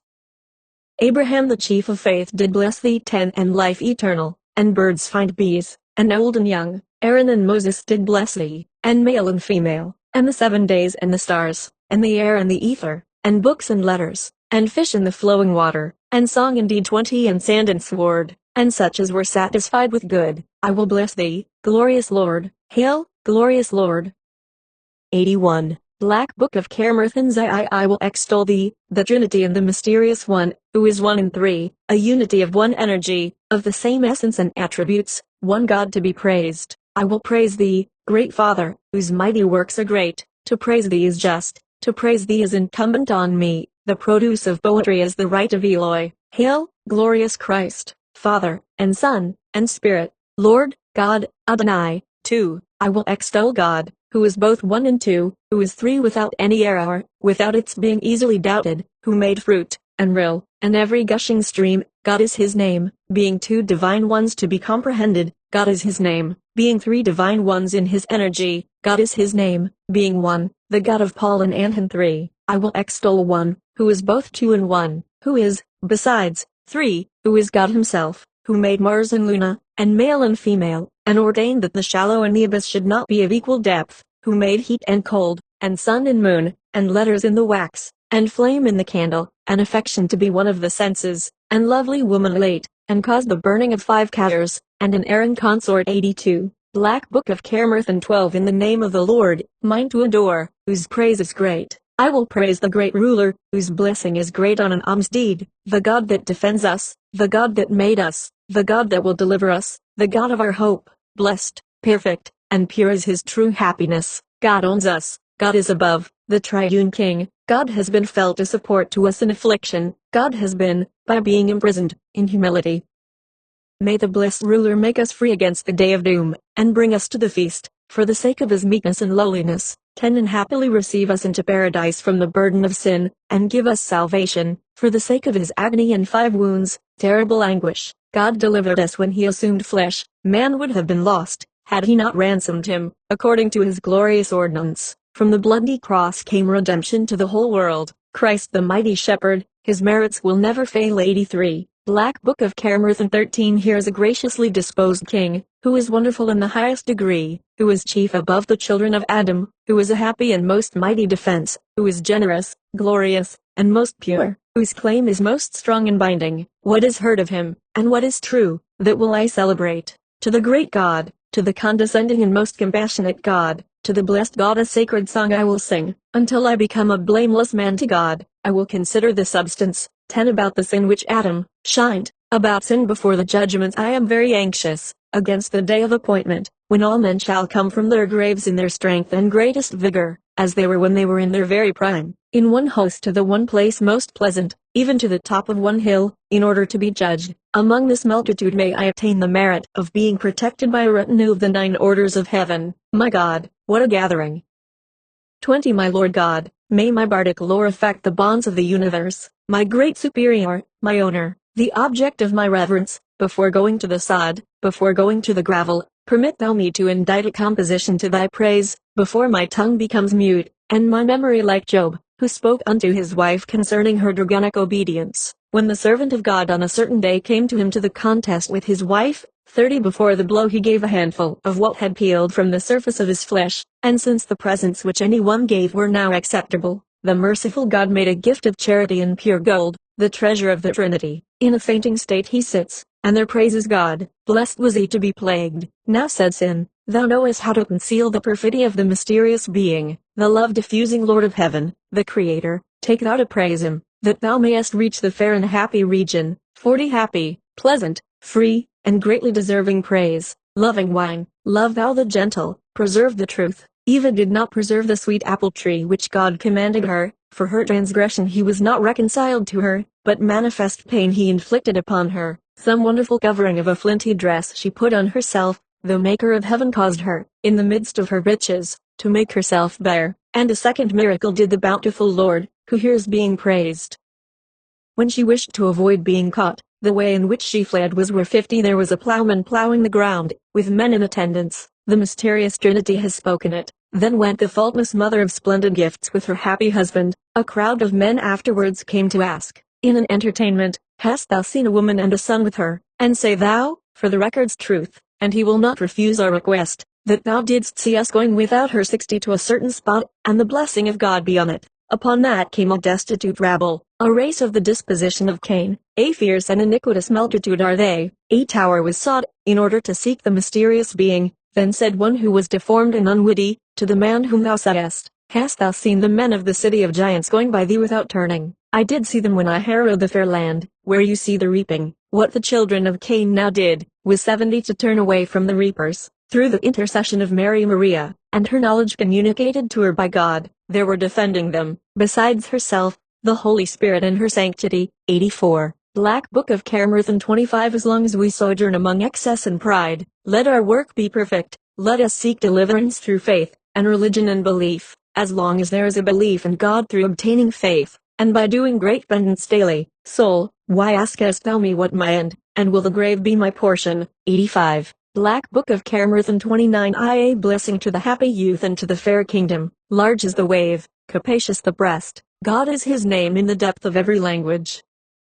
Thou with energy didst overshadow the pure Mary, well hast thou come in human form. Behold here the son of glorious hope, whose death proceeded from Midas. He was, by his treachery and disgraceful conduct, a deluder in the gentle service of his Lord. Cunning was he, but he was not wise, and until the judgment I know not his destination. If a bard were every poet that is on earth, on the brine and on the cultivated plain, on the sand and on the seas, and in the stars of astronomy, the giver with the gentle and ready hand being judge, more than they could I should wish, and also do, to relate the power and bounty of the Creator. Great God, today is thy majesty extolled. 2. The blessing of the 9 hosts of heaven on the mysterious Creator, the mighty God and Dominator, who has created the light of gladness, and generous brightness of the sun in the day. Like the Christian's lamp, it shines above the deep, 1,000 times greater than the moon. And a third wonder is, the agitation of the sea, how it ebbs, how it swells, how it goes, how it comes, how it rolls, how it settles, how long will it go, or how will it be? At the end of 7 years, the Creator will check its course, until it comes to its former state. We will worship him who causes it, the mighty God, the Son of Mary, who created heaven and earth. When thou camest on Easter Eve from Uffern, what was thy portion became liberated. Creator of heaven, may we purchase thy loving kindness. Poems relating to Iskelin. 86. Black Book of Carmarthen 26. I black thy horse, black thy cope, black thy head, black thyself, yes, black art thou Iskelin. 2. I am Iskelin the scholar, slight is my clouded reason, there is no drowning the woe of him who offends a sovereign. 3. For having burned a church, and destroyed the cattle of a school, and caused a book to be submerged, my penance is a heavy affliction. IV. Creator of the creatures, of supports the greatest, pardon me my iniquity, he who betrayed thee, deceived me. A full year was given me at Bangor on the pole of a weir, consider thou my suffering from sea worm. 6. If I knew what I now know as plain as the wind in the top branches of waving trees, what I did I should never have done. 87. Black Book of Carmarthen 27. I the first word that I will utter in the morning when I get up, may the cross of Christ be as a vesture around me. 2. What belongs to my Creator I will put on today, in one house will I attend, he is not a God in whom I will not believe. 3. I will dress myself handsomely, and believe in no omen which is not certain, he that created me will strengthen me. IV. I have a mind to see sights, intending to go to sea, may a useful purpose become a treasure. I have a mind for all advice, intending to go to sea, may the purpose be useful. Lord. 6. Let the raven uplift its wing, with the intention of going far away, may a useful purpose become better. 7. Let the raven uplift its wing, with the intention of going to Rome, may a useful purpose become glorious. 8. Saddle thou the byard with the white bridle, to course hairy thog with its quaking grass. Creator of heaven, God must be with us. 9. Saddle thou the byard with the short hair, free in the conflict, quick in his pace, where the nose is, there will be snorting. Saddle thou the byard with the long bound, free in the conflict, pleasing in his pace, the sneering of the vicious will not check the brave. Heavy the consistence of the earth, thick leaves its cover, bitter the drinking horn of sweet mead. Creator of heaven, prosper my business. 12. From the progeny of the sovereign and victor, Guasbrid, and Peter chief of every language, Saint Fraid, bless us on our journey. 13. Thou, Son, to him intercession and vows are made. Lord, Christ the mysterious, the pillar of beneficence. May I make satisfaction for my sin and actions too. I ask to secular priests, to their bishops and their judges, what is the best thing for the soul? The paternoster, and consecrated wafers, and a holy creed. He who sings them for his soul, until the judgment will be accustomed to the best thing. Smooth the way as thou goest, and cultivate peace, and to thee there will be no end of mercy. Give food to the hungry and clothes to the naked. Tend and say thy devotions, from the presence of devils thou hast escaped. The proud and the idle have pain in their flesh, the reward of going to excess. Beware of sifting what is not pure, excess of sleep, and excess of drunkenness, and too much beverage of mead, and too much submission to the flesh. These are 6 bitter things against the judgment, for perjury in respect of land, and the betrayment of a lord, and the scandalizing of the bounteous. 20. At the day of judgment let there be repentance, by rising to matins and nocturnes, awaking, and interceding with the saints, shall every Christian obtain forgiveness. IV. Miscellaneous poems from the Book of Aneirin. Poem containing ancient proverbs. 88. Book of Aneirin 3. Here beginneth the fortune of Adabin. The apple will not fall far from the apple tree. The diligent cannot prosper with the prodigal. The naked will not be bold among thistles. All, when made to swear over much, will fail. Would I love him who would love the rapacious? Death will not occur twice. his speech is of no use to the dumb. Thou wilt not delight to put one of the same language in fear. The horses of an effeminate person are his dainties 10. At home peace has been lost. Be thy mansion large, thou wert a hero in the day of conflict. As long as there will be things to seek for thee there will be seekers. High stones, a reaping to the foe. The conclusion of the Gorgon of Aneirin. And so endeth the Gorgon of Aneirin. The miscellaneous poems from the Book of Taliesin. Poems relating to the life and opinions of Taliesin. 89. The Fold of the Bards. Book of Taliesin 3. Meditating were my thoughts on the vain poetry of the bards of Britain, making the best of themselves in the chief convention. Enough, the care of the smith's sledgehammer.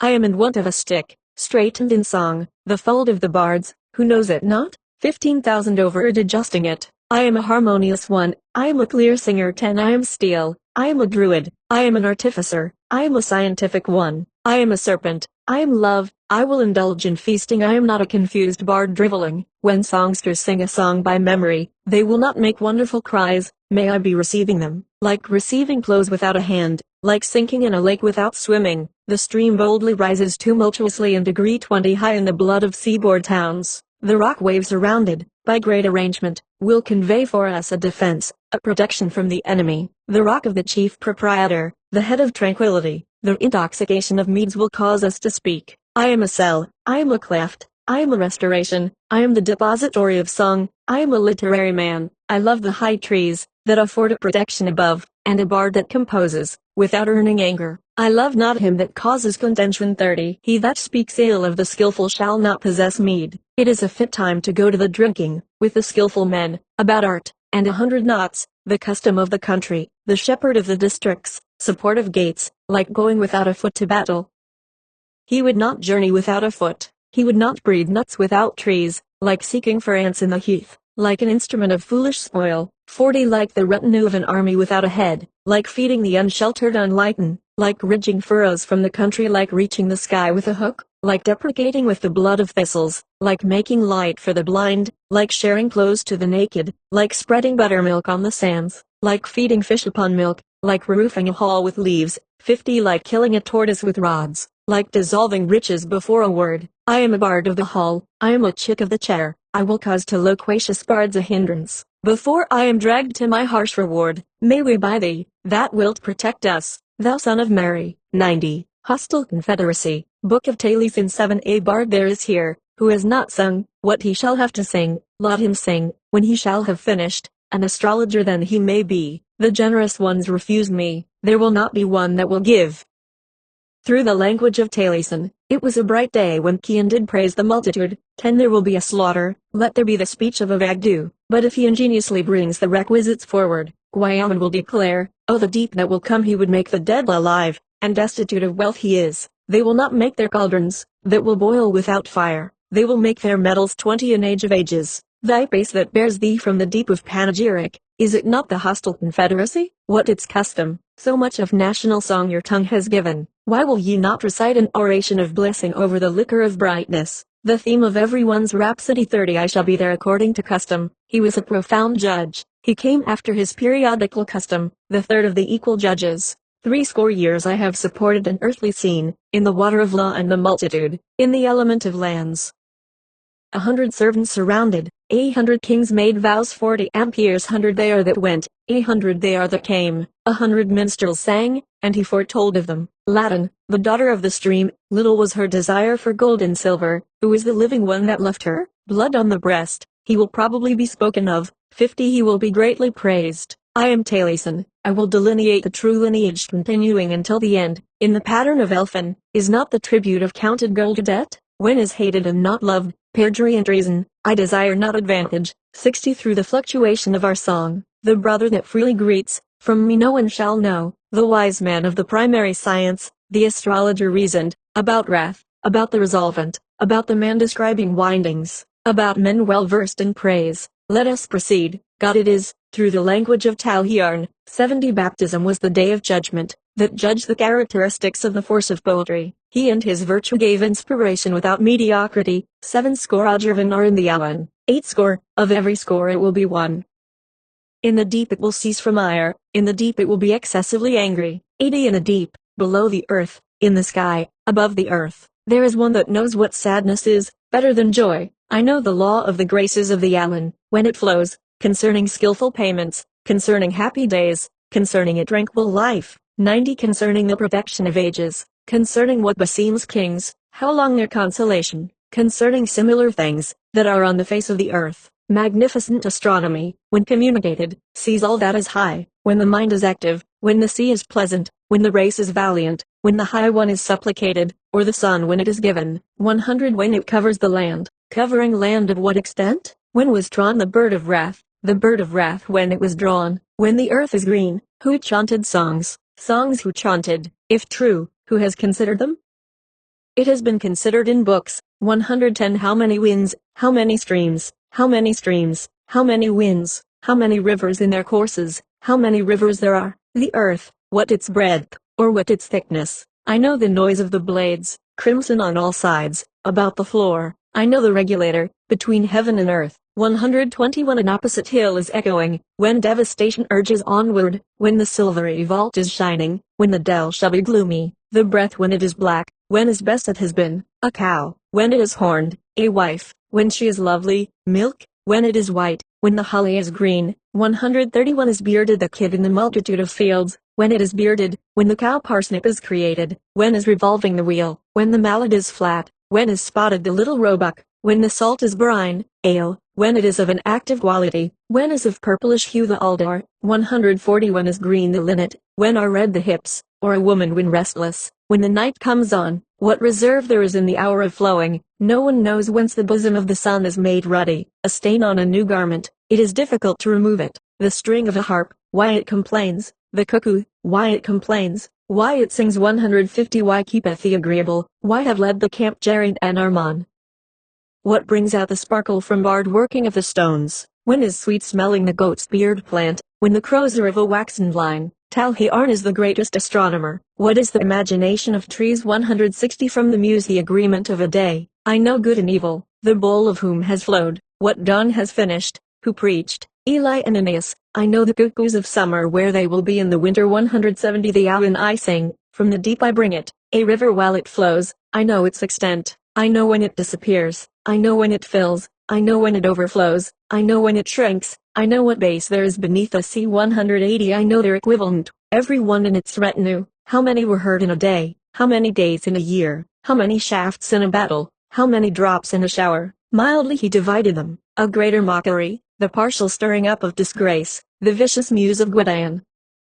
I know the 190 that filled the river, on the people of Pharaoh, who brought the windings of present reasons. What was the act of patience, when heaven was upreared? What was a sail staff from earth to sky? How many fingers about the cauldron? About one, about the hand. 200 What name the two words will not deliver in one cauldron? When the sea is turning round, when black are the fish, marine food shall be their flesh, until it is transformed, when fish shall contain it. When the foot of the white swan is black, four-sided the sharp spear, the tribe of heaven will not put down. 210 Which are the four elements? Their end is not known. What pigs, or what wandering of stags? I salute thee, bard of the border.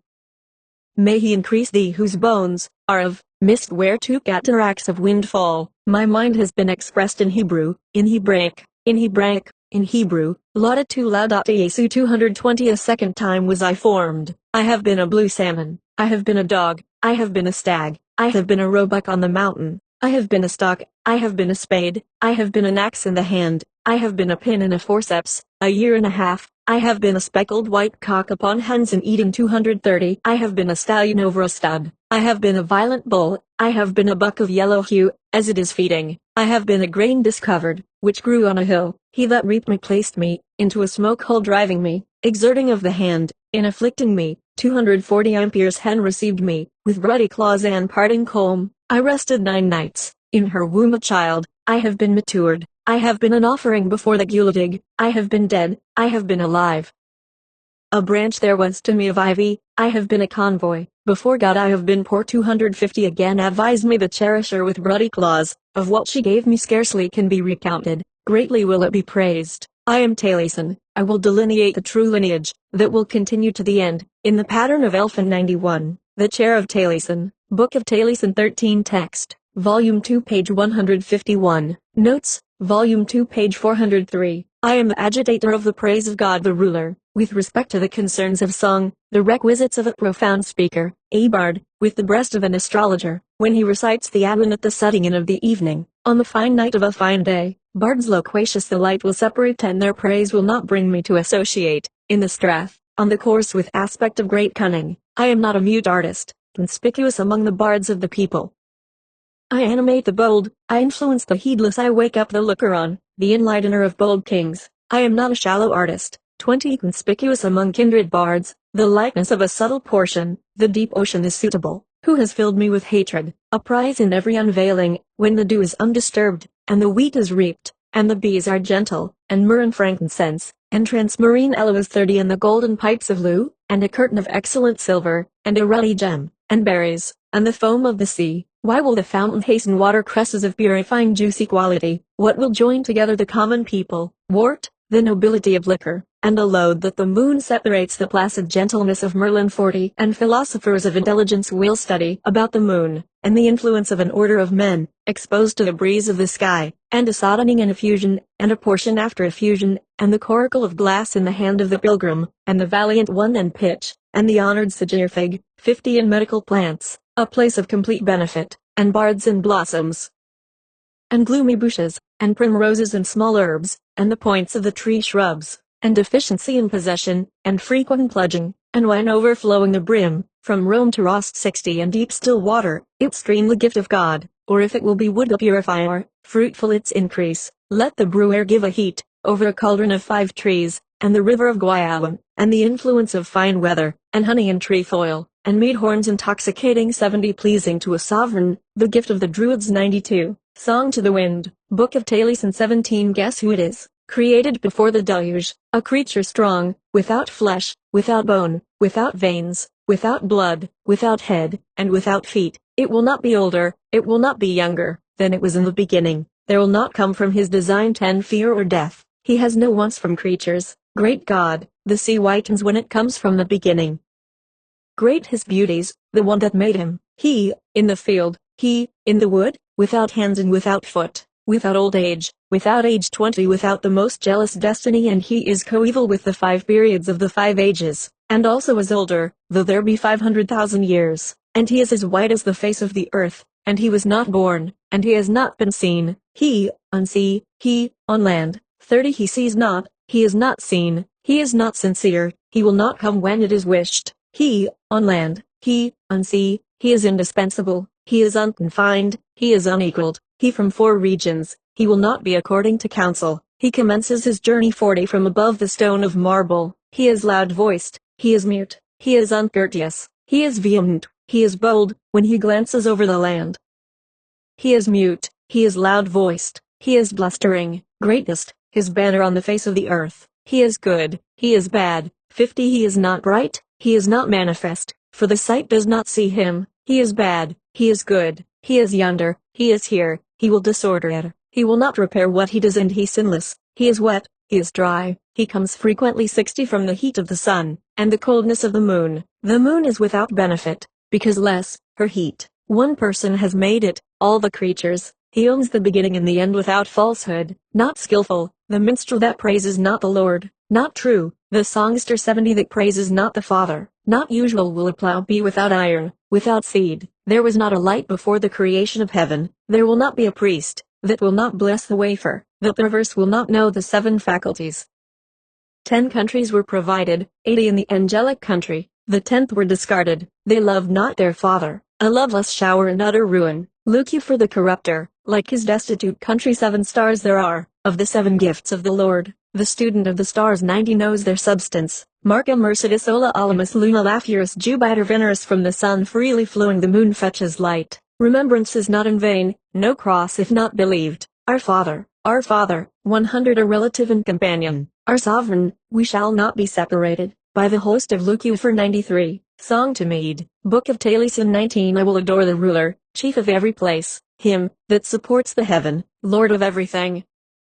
Him that made the water for every one good, him that made every gift, and prospers it. May Mealgwyn of Mona be affected with mead, and affect us, from the foaming mead horns, with the choicest pure liquor, which the bees collect, and do not enjoy mead distilled sparkling, its praises everywhere, the multitude of creatures which the earth nourishes, 10 gods made for man to enrich him, some fierce, some mute, he enjoys them, some wild, some tame, the Lord makes them, their coverings become clothing, for food, for drink, till doom they will continue. I will implore the ruler, sovereign of the country of peace, to liberate Elfin from banishment, the man who gave me wine and ale and mead, and the great princely steeds, beautiful their appearance, may he yet give me bounty to the end 20 by the will of God, he will give in honor, 500 festivals in the way of peace, Ilfinian night of mead, late be thy time of rest.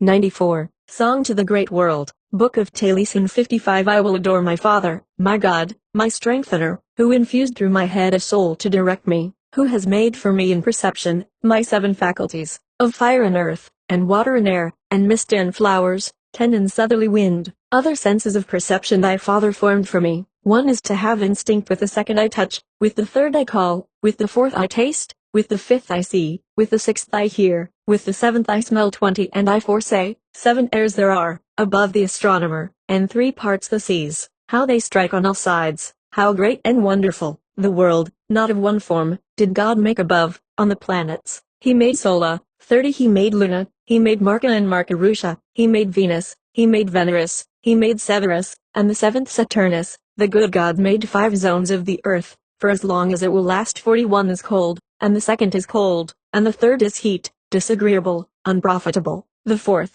paradise, the people will contain.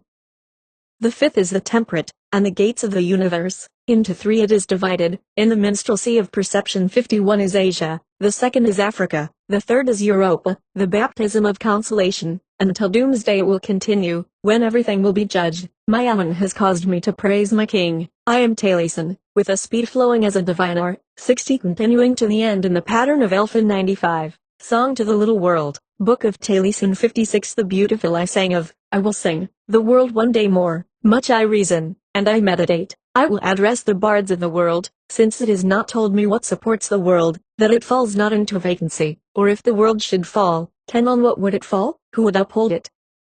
The world, how it comes again, when it falls in decay, again in the enclosing circle, the world, how wonderful it is, that it falls not at once, the world, how peculiar it is, so great was it trampled on. Johannes, Matthäus, 20 Lucas, and Marcus, they sustain the word through the grace of the Spirit. 96. Juvenile Ornaments of Taliesin, Book of Taliesin 9. I will address my Lord, to consider the Awan, what brought necessity before the time of Sargon, primarily through my life poverty has been, the wealthy monks why will they not speak to me, why will they not cause me to tremble, 10 1 hour that I was not followed, what disappearance of smoke, why sang he evil, what fountain breaks out above the covert of darkness?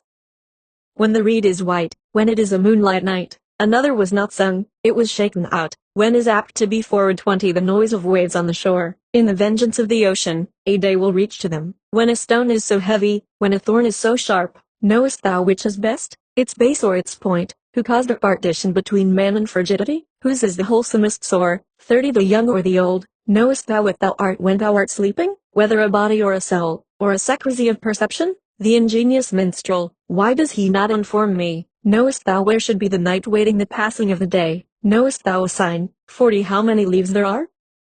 Who uplifted the mountain, before the elements fell? Who supports the structure of the earth for a habitation, the soul of whom is complained of? Who has seen it? Who knows? I wonder in books that they know not truly the soul. What is its seat? 50 What form its limbs? Through what part it pours out? What air it respires? A war petulant, a sinner endangered, a wonder in mockery. What were its dregs? Which is the best intoxication, of meat or of braggot? When their happiness 60 was protected by the God of Trinity, why should I utter Atratus, except of thee, who caused coin of current silver? When is so current a ear so prickly? Death having a foundation, in every country is shared, death above our head, 70 wide is its covering, high above the canopy of heaven. Man is oldest when he is born, and is younger and younger continually. What is there to be anxious about, of the present attainment, after a want of property? Does it not make to us a shortness of life? Enough of sadness, the visitation of the grave 80 and the one that made us, from the supreme country, be your God, and bring us to him at the end. 97. The Elegy of the Thousand Sons, Book of Taliesin 2. I will offer a prayer to the Trinity, may the Eternal grant me to praise thee. In the present course, dangerous our work, destruction is a slight impulse of wrath. They reckon of the saints a tribe. King of heaven, may I be eloquent about thee, before the separation of my soul from my flesh. Thou particularly knowest in what is my sin. 2. Thy entreaty before the paternal governance may there be to me from the Trinity mercy. I adore, I earnestly long for the elements of blood, 9 degrees of the mystic troops of heaven, and the 10th, saints of preparation of sevens, heroic number of languages, a conspicuous seashell of goodly increase, a number that God will watch with extreme love, in heaven, in earth, at the end, in straits, in expanse, in form, in body, in soul, in habit. Prudence is far from the presence of kings. J. Adore thee, ruler of the land of peace. Let my soul be in a condition of life, forever in his court, a servant of heaven, to be, he will not refuse me. 3. Apostles and martyrs, youths, supplicants of glory, and Solomon that served God, of pure speech, of pure walk, thy quality and a verdant gift will come to me, as long as I keep my faculties. Numbers there were clean and holy, steps, golden columns of the church, and many writers have declared, skilled in the fully holy books, for the multitude discarded anxiety, may my soul be defended from it. IV. A number there were in the unconcurrence of Uffern, a cold refuge, during the 5 ages of the world, until when Christ loosened the bondage. From the deep shore of the abyss of evil many God brought through protection, 2,000 sons of the children of Ilia. Abimatue in Facilitia Mistra, Idris Ertrikila the tears of Rachel. It was seen that a plague had come to Jerusalem, the number of the saints of Amorica, and a number in the form of Tyronia, that had broken the advanced tower of Roma, and Bolian Alexandria and Garanues and Indra trace parties Divisha Asisha, Africa, the Ropa. 6. The number of the saints in Capharnaum, Marachun, and Naim, and Zabulon and Sisun and Niniphan and Nephthalim and Dubriacus and Zoram, and that prophesied Christ, the son of Mary, daughter of Joachim, from the chief temple of the chief infidel nation. 7. The number of the saints of Eritrold, the fame far of the castle of Maria, that broke not again Silo Ecclesi Rotund Philadi Caesarea Manian Amabute, and the valleys of Bersabe, and before the Christian religion the men of Cartazine, and the severely just ones of Rotund, the languages, Greek and Hebrew, and Latin, men of gleaming pervasion. 8. The number of saints in scores, valiant men, golden their party, before kings a career of praise, warriors, no one was before them in demanding, in straits, in expanse, in every need, may they be a city to our body and our soul. 9. The number of the saints of Sycamorillus, and Isle of Defrabani, and the holy multitude that blessed water, wine, hostile men destroyed.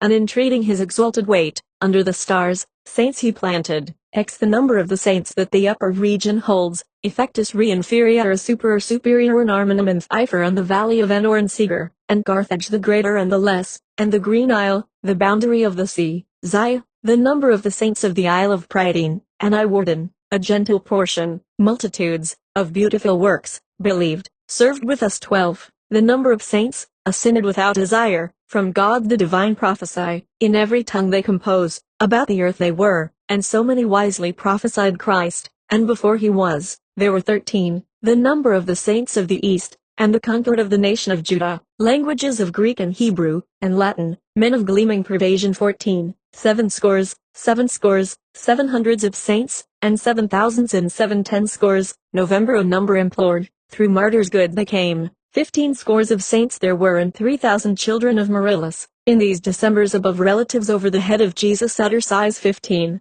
12,000 in the convention believe through the voice of John, they worship, they deserve a portion, in heaven they will not be angry.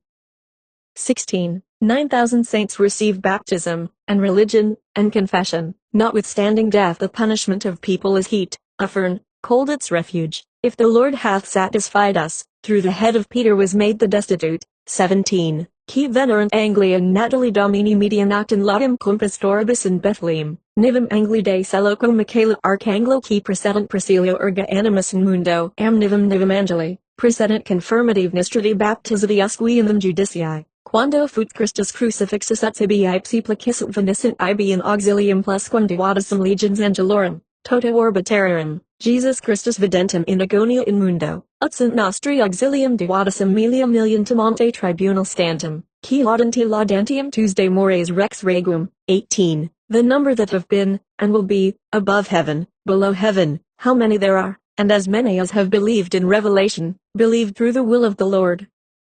As many as are on wrath through the circles, have mercy, God, on thy kindred. May I be meek, the turbulent ruler, may I not endure, before I am without motion. Grievously complaineth every lost one, hastily claimeth every needy one. An exceedingly displeased mind will not run from its present course. When I am angry, I will declare when I am in the gravel, from the maintenance of gifts, from being numbered, from going to be a martyr in the reckoning of Saint Sojourner, from a word when sin may be to me, let there be no sigh from those that hear me. 98. The pleasant things of Taliesin. Book of Taliesin IV. A pleasant virtue, extreme, bends to an extreme course, also pleasant, when God is delivering me, pleasant, the carousal that hinders not mental exertion, also pleasant, to drink together about horns, pleasant is Nud, the superior wolf lord, also pleasant, a generous one at Candlemas-tide, pleasant, berries in the time of harvest, also pleasant, wheat upon the stalk, pleasant, the sun moving in the firmament, 10 also pleasant, the retaliators of outcries.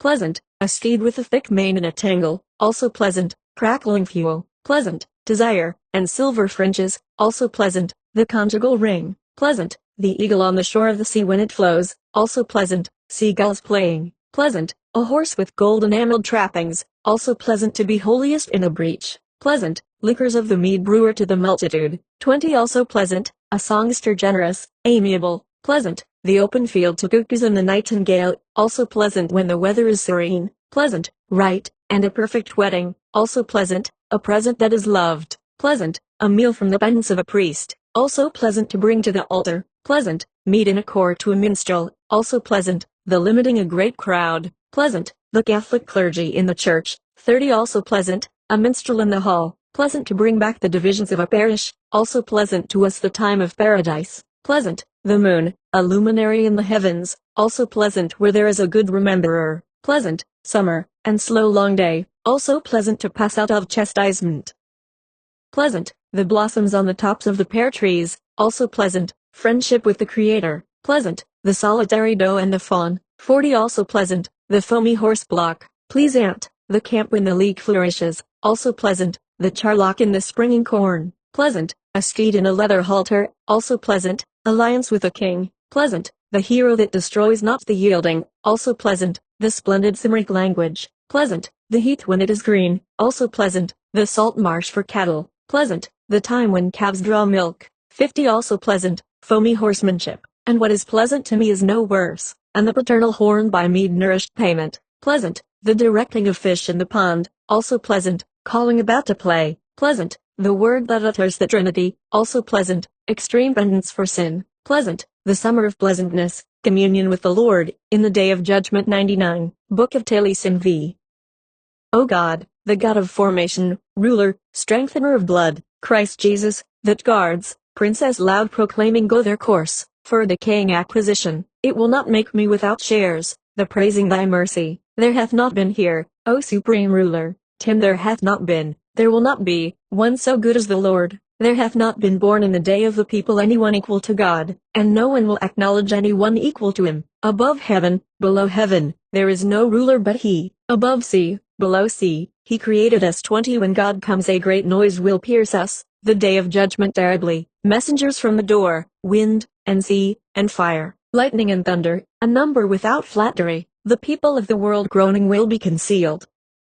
A reaching arm will be brought, will be concealed the sea and stars, 30 When the Father descends, to take vengeance with his hosts with trumpets penetrating into the four regions, and to set the sea on fire, the nations of the world will be burnt, until they are reduced to ashes, was burnt the desert portion before his great presence, he will draw a stream before his front rank, O kings will shudder that day, woe awaits them, when the recompenser shall appear, let the heaven appear below, a ruddy wind will be brought out to the sender, until the world is as desolate as when created, St. Peter says it, the day of the earth, 50 There will come a Saturday, the earth in one furnace, Saturday, a clear morning the love-diffusing Lord will separate us, the land of worldly weather, a wind will melt the trees, there will pass away every tranquility when the mountains are burnt, there will be again inhabitants with horns before kings, 60 The mighty one will send them, sea, and land, and lake. There will be again a trembling terror, and a moving of the earth, and above every field, and ashes the rocks will be, with violent exertion, concealment, and burning of lake, a wave do ye displace, a shield do ye extend 70 To the traveling woe, and violent exertion through grief, and inflaming through fury between heaven and earth, when the Trinity shall come to the field of its majesty, the host of heaven about it, an extensive tribe near it, songs and minstrels, and the hymns of angels, 80 will raise from the graves, they will entreat from the beginning, they will entreat together publicly, on so great a destiny, those whom the sea has destroyed will make a great shout, at the time when cometh he, that will separate them, as many as are mine, let them go to the right 90 those that have done evil, let them go to the left side, do not thy passions counteract what thy lips utter, thy going in thy course into valleys, dark without lights, and mine were his words, and mine were his languages, and mine was his bright country, and their 100-foldness is 100 the 100th country present. I have not been without battle, bitter affliction was frequent between me and my cousins, frequent trials fell between me and my fellow countrymen, there was frequent contention between me and the wretched, this ever overcame me, man would never do it. 110 those that placed me on the cross I knew when young, that drove me on the tree, my head hung down, stretched were my 2 feet, so sad their destiny, stretched with extreme pain the bones of my feet, stretched were my 2 arms, their burden will not be 120 stretched were my 2 shoulders, so diligently it was done, stretched were the nails, within my heart, stretched was the spiking, between my 2 eyes, thick are the holes of the crown of thorns in my head. The lance was struck, and my side was pierced. 130 it will be struck to you also, as your right hand struck me, to you there will be no forgiveness, for piercing me with spears, and the ruler we knew not when thou wert hung, ruler of heaven, ruler of every people, we knew not, O Christ, that it was thou, if we had known thee, Christ, we should have refrained from thee. 140 amperes denial will not be received from the race of the lower country, ye have committed wickedness against the Creator, 100,000 angels are to me witnesses, who came to conduct me after my hanging, when hanging cruelly, myself to deliver me. 150 in heaven there was trembling when I had been hung, when I cried out Eli, God love prospering above heaven, and sing ye, the 2 Johns, before me the 2 primary parts, with 2 books in your hands, reading them. There would not come a great difficulty. 160 and yours will be flattery, the value of your foolish speech, dissolution will close upon you to moist offern. Christ Jesus high hath founded 300,000 years, since he is in life, and a second 1,000 before the cross shone Enoch. Do not the brave know the greatness of their progeny? 170 amperes country present will meet thee, and while it may possibly be yours, 300,000 years save one, a short hour of the day of everlasting life. See Book of Taliesin 27. On the face of the earth his equal was not born, 3 persons of God, 1 Son gentle, strong Trinity, Son of the Godhead, Son of the manhood, 1 Son wonderful, Son of God, a fortress, Son of the blessed Mary, a good Son to see, great his destiny, great God supreme, a glorious portion, of the race of Adam, and Abraham he was born, of the race of the Lord, a portion of the eloquent host, was he born.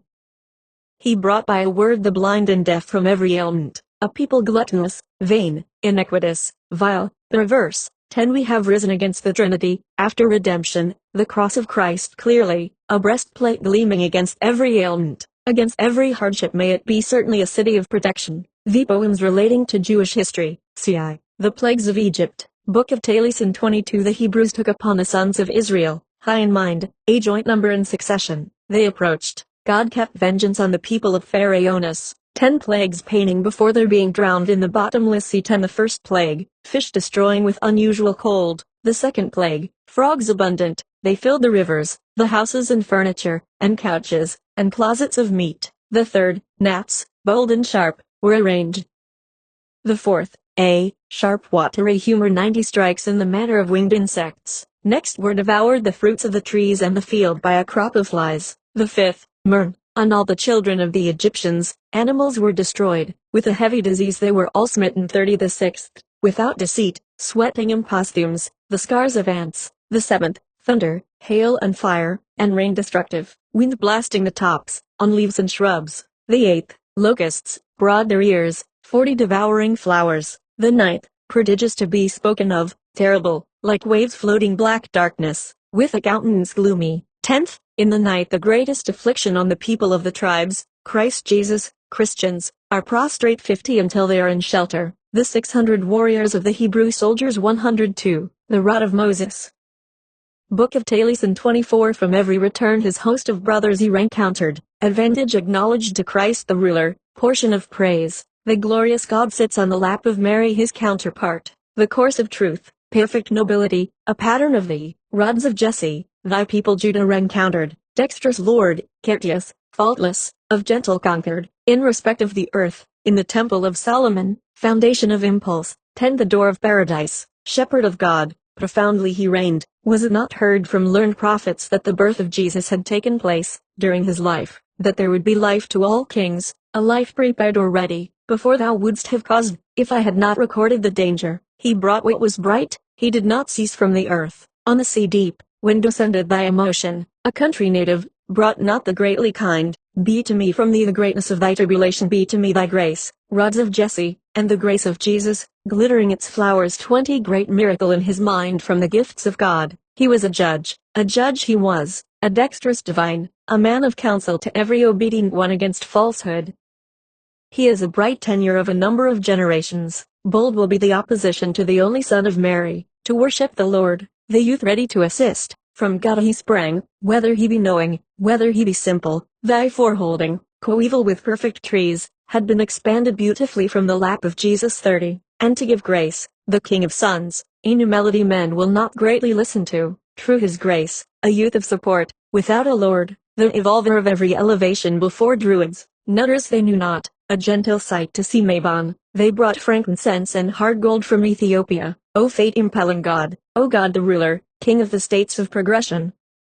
The cruel Herod was not oppressive in the shroud of death, thy pain failure, a country owning sons, 40 when the Lord went away, when overwhelmed Nilus, and a wintry blast brought Herod to the grave, perfect nobleness in the city of Nazareth, he went not to a country possessing melody, there will be a resuscitation, may I be bold in thy grace, in the country of the exalted company, the birth of the Lord was brought by the possessor of a legion of angels, 103, Book of Taliesin 29 and God the possessor, God the regulator, merciful diviner, great, wonderful, when thou protectedst me through the wave, the hosts of Moses, sovereign Lord, woe their dispersion, Pharaoh and his host perceived them, cursing the cause, and to see thou madest knew the cause, did he not allure them through an inundation that drowns birds? From where the sun rises to the west there was land, thou wouldst protect those that thou lovest from every prison except hosts, vehement their shout, heavy their din and protect us also from the miseries of Ufern fierce.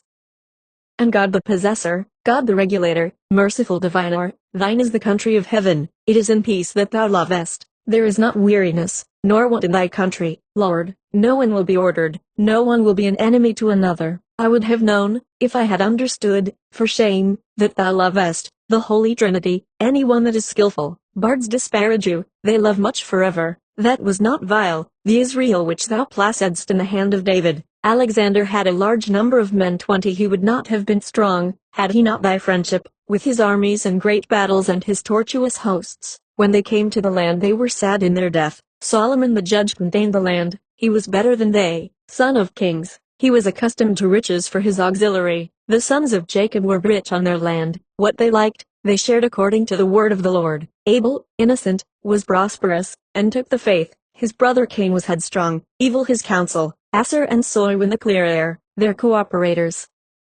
30 A star angel conducteth a number before their warriors, with the wand of Moses, him and his hosts on their land. The talkative and dumb and wise and bold were redressed. Ruler protect, one protection to those that deserve death. I also will praise the abode of hosts, the dwelling of blessedness. I also will praise the best repository that overflows the world, the chief kingdom that Jonah brought from the center of junction, the nation of Nineveh. He was a man that joyfully preached. Queens over sea had the shadow of the Lord, that protected them. 40 And Maria Mary, daughter of Anna, great her penitence, through thy generosity and mercy, King of the world, may there be to us, in the cities of heaven, admission to thee. 104, Book of Taliesin 51 The eternal Trinity made the element, and after the element, Adam wonderfully, and after Adam, well he made Eva, the blessed Israel the mighty Spirit made, ardent the suggestion, 10 Clear the reasoning.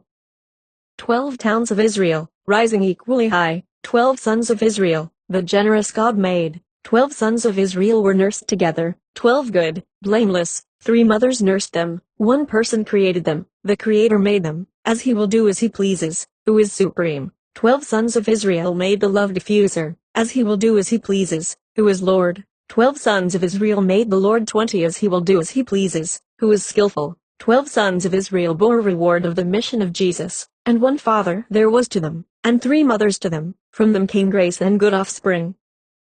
and Mary, good, created, and Christ, my strengthener, Lord of every fair country. 30 And I will call on and sing to thee every day, for has been my desire friendship with thee. Poems relating to legends of Alexander the Great. CV, The Contrived World. Book of Taliesin 26 He was dexterous that fairly ruled over a country. He was most generous, with most beautiful queens. He was a violent poison of woe to his fellow countrymen. He broke upon Darius 3 times in battle, and he will not be a dwarf shrub in the country of the plumed Darius. Strenuous, far he conquered. The wood pushing overtook Alexander. In the golden fetters of woe he is imprisoned. He was not long imprisoned. Death came, and where he had moving of armies, 10 No one before him was exalted, to go to the grave, rich and prosperous, from the pleasure. The generous Alexander took him there, the land of Syr and Syrile, and the land of Syria, and the land of Dinithra, and land of Dinitra, the land of Persia and Mercia, and the land of Cana, and the isles of Pleth and Plethapa, and the state of Babylon and Agasha great, and the land of Galdarus, little its good, until the earth produced, sod was there. 20 And they do their wills by hunting them. They render hostages to Europa, and plunder the countries of the peoples of the earth. Furiously they pierce women, they impale here. Before the burned ones there was a devastation of modesty, of battles when the sorrow is mentioned. They satisfy the ravens, they make a head of confused running, the soldiers of the possessor of multitudes, when they are mentioned. Nor a country to thy young men, when it is destroyed, there will not be for thy riddance, a riddance of burthen. 30 From the care of the fetter and its hardship, 100,000 of the army died from thirst. False their plans with their thousands, was poisoned his youth before he came home. Before this, it would have been better to have been satisfied. To my Lord land prospering, a country glorious, one country may the Lord, the best region connect. May I reform, may I be satisfied, be with thee the fullness, and as many as hear me, be mine their unity. May they satisfy the will of God before the clothing of the sod. 106. Book of Taliesin 28 I wonder that there is not proclaimed an acknowledgment of heaven to the earth, of the coming of a giant ruler, Alexander the Great. Alexander, possessor of multitudes, passionate, iron-gifted, eminent for sword strokes. He went under the sea he went, 10 To seek for science. Whoever seeks science, let him be clamorous in mind. He went above the wind, between 2 griffins on a journey, to see a sight. A sight he saw, the present was not sufficient. He saw a wonder, a superiority of lineage with fishes. 20 What he desired in his mind, he had from the world, and also at his end with God, mercy. 6. Miscellaneous poems from the Red Book of Hergest. X. Poems attributed to Lewarcan. 107. Red Book of Hergest vi Let the coxcomb be red, naturally loud be his voice, from his triumphant bed, man's rejoicing, God will recommend to. Let the swineherds be merry at the sighing of the wind, let the silent be graceful, let the vicious be accustomed to misfortune. 3. Let the bailiff impeach, let evil be a tormentor, let clothes be fitting, he that loves a bard, let him be a handsome giver. IV. Let a monarch be vehement, and let him be brave, and let there be a hurdle on the gap, he will not show his face that will not give. V. Fleet. Let the racers be on the side of the mountain, let care be in the bosom, unfaithful let the inconstant be. 6. Let the night be conspicuous, let the thief be wary, the rich woman may be deceived, the friend of the wolf is the lazy shepherd. 7. Let the night be conspicuous, fleet be the horse, let the scholar be ambitious, let the prevaricating one be unfaithful. 8. Let cows be round-backed, let the wolf be grey, let the horse over barley be swift, like gossamer will he press the grain at the roots. 9. Let the deaf be bent, let the captive be heavy nimble the horse in battles, like gossamer will he press the grain the ground. X. Let the deaf be dubious, let the rash be inconstant, let the mischievous wrangle, the prudent need but be seen to be loved. Xi. Let the lake be deep, let the spears be sharp, let the brow of the sick be bold at the shout of war, let the wise be happy, God commends him. 12. Let the exile wander, let the brave be impulsive, let the fool be fond of laughter. 13. Let the furrows be wet, let bail be frequent, let the sick be complaining, and the one in health merry, let the lapdog snarl, let the hag be peevish. 14. Let him that is in pain cry out, let an army be moving, let the well-fed be wanton, let the strong be bold, let the hill be icy. 15. Let the gull be white, let the wave be loud, let the gore be apt to clot on the ashen spear, let the ice be grey, let the heart be bold. 16. Let the camp be green, let the suitor be reproachless, let there be pushing of spears in the defile, let the bad woman be with frequent reproaches. 17. Let the head be clawed, let the lion roar, let the foolish be pugnacious, let the heart be broken with grief. 18. Let the tower be white, let the harness glitter, let there be beauty, many will desire it, let the glutton hanker, let the old man meditate. 108. Red Book of Hergest 6. Usual is wind from the south, usual is noise, in the village, usual for the weakling to be slender, usual for a man to inquire after news, usual for a foster child to have dainties. 2. Usual is wind from the east, usual for a man with swelling breast to be proud, usual for the thrush to be among thorns, usual against oppression is an outcry, usual for crows to find flesh in a nook. 3. Usual is wind from the north, usual for maids to be lovely, usual, a handsome mane in Gwynedd, usual for a prince to provide a feast, usual after drinking is derangement of the senses. IV. Usual is wind from the sea, usual for the high tide to overflow, usual for a sow to breed vermin, usual for swine to turn up the ground for earth nuts. The usual is wind from the mountain, usual a plash in the plain, usual to find thatch in the meadows, usual are leaves, tender shoots, and trees. 6. Usual an eagle's nest in the top of the oak, and in the Congress house, men of renown, the eye of the fond one is on whom he lives. 7. Usual is the day with a blazing fire in the hurried season of winter, with the eloquent men of spears, usual for the hearth of the faithless to be a desert. 8. Dried is the reed, there is flood in the brook, the commerce of the Saxon is with money, unhappy is the soul of the mother of unfaithful children. 9. The leaf is driven by the wind, woe to it as to its fate, it is old, this year it was born, though it may be small, yet ingeniously do the birds build in the summit of trees. Of equal age will be the good and the happy. Zia, cold and wet is the mountain, cold and grey the ice, trust in God, he will not deceive thee, persevering patience will not leave thee long afflicted. 109. Red Book of Hergest 7.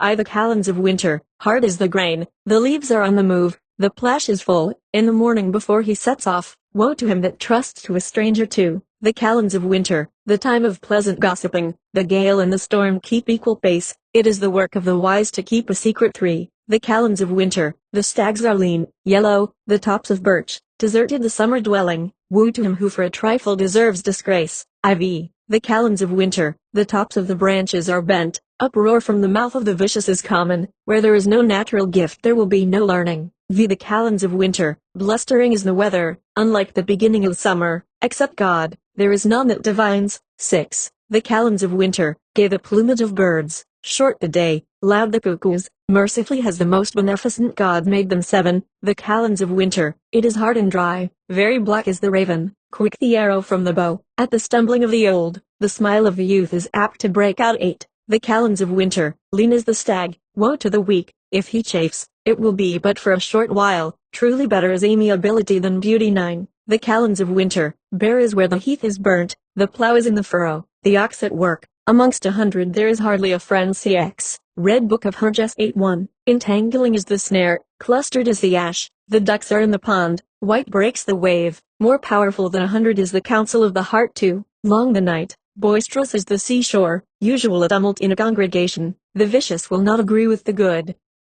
3. Long the night, boisterous is the mountain, the wind whistles over the tops of trees, ill nature will not deceive the discreet. IV. The saplings of the green-topped birch will extricate my foot from the shackle, disclose not thy secret to a youth. V. The saplings of oaks in the grove will extricate my foot from the chain, disclose no secret to a maid. 6. The saplings of the leafy oaks will extricate my foot from the prison, divulge no secret to a babbler. 7. The saplings of bramble have berries on them, the thrush is on her nest, and the lyre will never be silent. 8. Rain without, the fern is drenched, white the gravel of the sea, there is spray on the margin, reason is the fairest lamp for man. 9. Rain without, near is the shelter, the furze yellow, the cow parsnip withered and dry, God the Creator, why hast thou made a coward? X. Rain without, my hair is drenched, full of complaint is the feeble, steep the cliff, pale white is the sea, salt is the brine. Zia. Rain without, the ocean is drenched, the wind whistles over the tops of the reeds, after every feet, still without the genius. 111. Red Book of Hergest 9. Bright are the ash tops, tall and white will they be when they grow in the upper part of the dingle, the languid heart, longing is her complaint. 2. Bright is the top of the cliff at the long midnight hour, every ingenious person will be honored. It is the duty of the fair one to afford sleep to him in pain. 3. Bright are the willow tops, playful the fish in the lake, the wind whistles over the tops of the branches, nature is superior to learning. IV. Bright the tops of the firs, have confidence in the wise, and to the unwise be repulsive, except God, there is none that divines. V. Bright the tops of the clover, the timid has no heart, Jealous ones wear themselves out. Usual is care upon the weak. 6. Bright the tops of reed grass. Furious is the jealous, and he can hardly be satisfied. It is the act of the wise to love with sincerity. 7. Bright the mountain tops. From the bluster of winter, withered and drooping is the tall grass. Against famine there is no bashfulness. 8. Bright the mountain tops. Inrooting is the cold of winter. Brittle are the reeds. Rime is over the grave. Imprudence committed violence in banishment. 9. Bright the tops of the oak. Bitter the ash branches. Sweet the cow parsnip. The wave keeps laughing. The cheek will not conceal the anguish of the heart. X. Bright the tops of the dog rose. Hardship has no formality. Let every one preserve his purity of life. The greatest blemish is ill manners. Xi. Bright the tops of the broom. Let the lover make assignations. Very yellow are the clustered branches. Shallow ford. The contented is apt to enjoy sleep. 12. Bright the tops of the apple tree. Circumspect is every prudent one, a chidder of another, and after loving, indiscretion leaving it. 13. Bright the tops of the apple tree. Circumspect is every prudent one. In the long day a stagnant pool is malarious. Thick is the veil on the light of the blind prisoner. 14. Bright the hazel tops by the hill of Diggle. Unafflicted will be every squabby one. It is an act of the mighty to keep it ready. 15. Bright the tops of reeds. It is usual for the sluggish to be heavy, and the young to be a learner. None but the foolish will break the faith. 16. Bright the tops of the lily. Let every bold one be a servitor. The word of a family will prevail. Usual with the faithless. A broken word. 17. Bright the tops of the heath. Usual is miscarriage to the timid. Water will be intrusive in front of the shore. Usual with the faithful. An unbroken word. 18. Bright the tops of rushes. Cows are profitable. Running are my tears this day. Comfort for the miserable there is not. 19. Bright the tops of fern. Yellow the charlock. How reproachless are the blind. How apt to run about are youngsters. XX. Bright the tops of the service tree. Accustomed to care, is the aged one, and bees to the wilds except God. There is no avenger. 21. Bright the tops of the oak. Incessant is the tempest. The bees are high. Brittle the dry brushwood. Usual for the wanton to laugh excessively. 22. Bright the tops of the grove. Constantly the trees and the oak leaves are falling. Happy is he who sees the one he loves. 23. Bright the tops of the oaks. Coldly purls the stream. Let the cattle be fetched to the birch enclosed area. Abruptly goes the arrow of the haughty to give pain. 24. Bright the tops of the hard holly, and others. Let gold be distributed. When all fall asleep on the rampart, God will not sleep when he gives deliverance. 25. Bright the tops of the willows. Inherently bold will the warhorse be in the long day, when leaves are abounding. Those that have mutual friendship will not despise one another. 26. Bright the tops of rushes. Prickly will they be when spread under the pillow. The wanton mind will be haughty. 27. Bright the tops of the hawthorn. Confident is the sight of the steed. It is usual for a lover to be a pursuer. May the diligent messenger do good. 28. Bright the tops of cresses. Warlike is the steed. Trees are fair ornaments for the ground. Joyful the soul with what it loves. 29. Bright is the top of the bush. Valuable the steed. It is good to have discretion with strength. Let the unskillful be made powerless. XXX. Bright are the tops of the brakes. Gay the plumage of birds. The long day is the gift of the light. Mercifully has the most beneficent God made them. 31. Bright the tops of the meadow sweet, and music in the grove. Bold the wind. The trees shake. Interceding with the obdurate will not avail. 32. Bright the tops of the elder trees. Bold is the solitary songster. Accustomed is the violent to oppress. Woe to him who takes a reward from the hands. 112. Red Book of Hergest. XI. Sitting high upon a hill, battle inclined is my mind, and it does not impel me onward. Short is my journey, my tenement is laid waste too. Sharp is the gale, it is bare punishment to live. When the trees array themselves in gay colors of summer, violently ill I am this day. 3. I am no hunter, I keep no animal of the chase, I cannot move about, as long as it pleases the cuckoo. Let her sing. IV. The loud-voiced cuckoo sings with the dawn, her melodious notes in the dales of Cuog. Better is the lavisher than the miser. Viade where Cuog the cuckoo sing, on the blossom-covered branches. The loud-voiced cuckoo, let her sing a while. 6. Ade bear Cuog the cuckoo sing, on the blossom-covered branches. Woe to the sick that hears their contented notes. 7. Ade bear Cuog the cuckoos sing, the recollection is in my mind. There are that hear them that will not bear them again. 8. Have I not listened to the cuckoo on the ivied tree? Did not my shield hang down? What I loved is but vexation, what I loved is no more. 9. High above the merry oak, I have listened to the song of birds, the loud cuckoo, everyone remembers what he loves. Ex-songstress with a solacing song, her voice is grief exciting, subject to wander, with the flight of the hawk, the loquacious cuckoo at aber cuaug, Zia, the birds are glamorous, humid are the glens, let the moon shine, cold the midnight hour, distracted is my mind from the torment of disorder. 12. White-topped is the cliff, long the midnight hour, every ingenious one will be honored, I owe the indulgence of sleep to old age. 13. The birds are glamorous, the beach is wet, let the leaves fall, the exile is unconcerned, I will not conceal it, I am ill this night. 14. The birds are glamorous, the strand is wet, clear as the sky, large the wave, the heart is palsied with longing. 15. The birds are glamorous, the strand is wet, conspicuous is the wave with its ample range, what was formed in my youth, I could love, if I could have it again. 16. Clamorous are the birds on the scent, loud the cry of dogs in a desert, again clamorous are the birds. 17. In the beginning of summer, gay are all varied seeds, when the warriors hasten to the conflict, I do not go, infirmity will not leave me. 18. In the beginning of summer, it is glorious on the course, when the warriors hasten to the field of battle, I shall not go, infirmity separates me. 19. Hoary is the mountain summit, the tops of the ash are brittle, from the Avers the fair wave is impelled, laughter is far from my heart. XX. What is it to me this day at the end of the month? In the social banquet I have left it, distracted is my mind, a fever has made choice of me. 21. Quick is the sight of the sentinel, let the idle use courtesy, distracted is my mind, disease preys upon me. 22. Rich is like a bowl encircling mead, the happy man will not wish for, it is a precious thing to know patience. 23. Rich is like a bowl round the cheering beverage, the gliding stream, the refreshing shower, and the deep ford, the mind is stirred to treachery. 24. To foment treachery is an iniquitous deed, there will be pain where there will be purifying, it is to sell a little for much. 25. Let the wicked be fomenting treachery, when God will judge, at the long day, dark will be falsehood, truth clear. 26. There is danger in repelling the graduated visitor, men are joyous over the beverage, frail is the reed, of riches an emblem. 27. Hear the wave of sullen din, and loud, amidst the pebbles and gravel, distracted is my mind from delirium this night. 28. Branching is the top of the oak, bitter the taste of the ash, sweet the cow parsnip, the wave is laughing, the cheek will not conceal the affliction of the heart. 29. The heaving sigh tells upon me, after my experience, God will not bestow on the wicked what is good. XXX. To the wicked what is good will not be given, but sorrow and anxiety, God will not undo what he is doing. 31. The son of sickness has been a brisk youth, he had an active share in the court of the king, may God be propitious to the diviner. 32. As to what is being done, it will come to pass, let him that reads it consider, what is detested by man here, is detested by God above. 113. Red Book of Hergest. 13. I mean when I was of thy age, my garment should not be trodden underfoot, my lands should not be plowed without blood. 2. Mean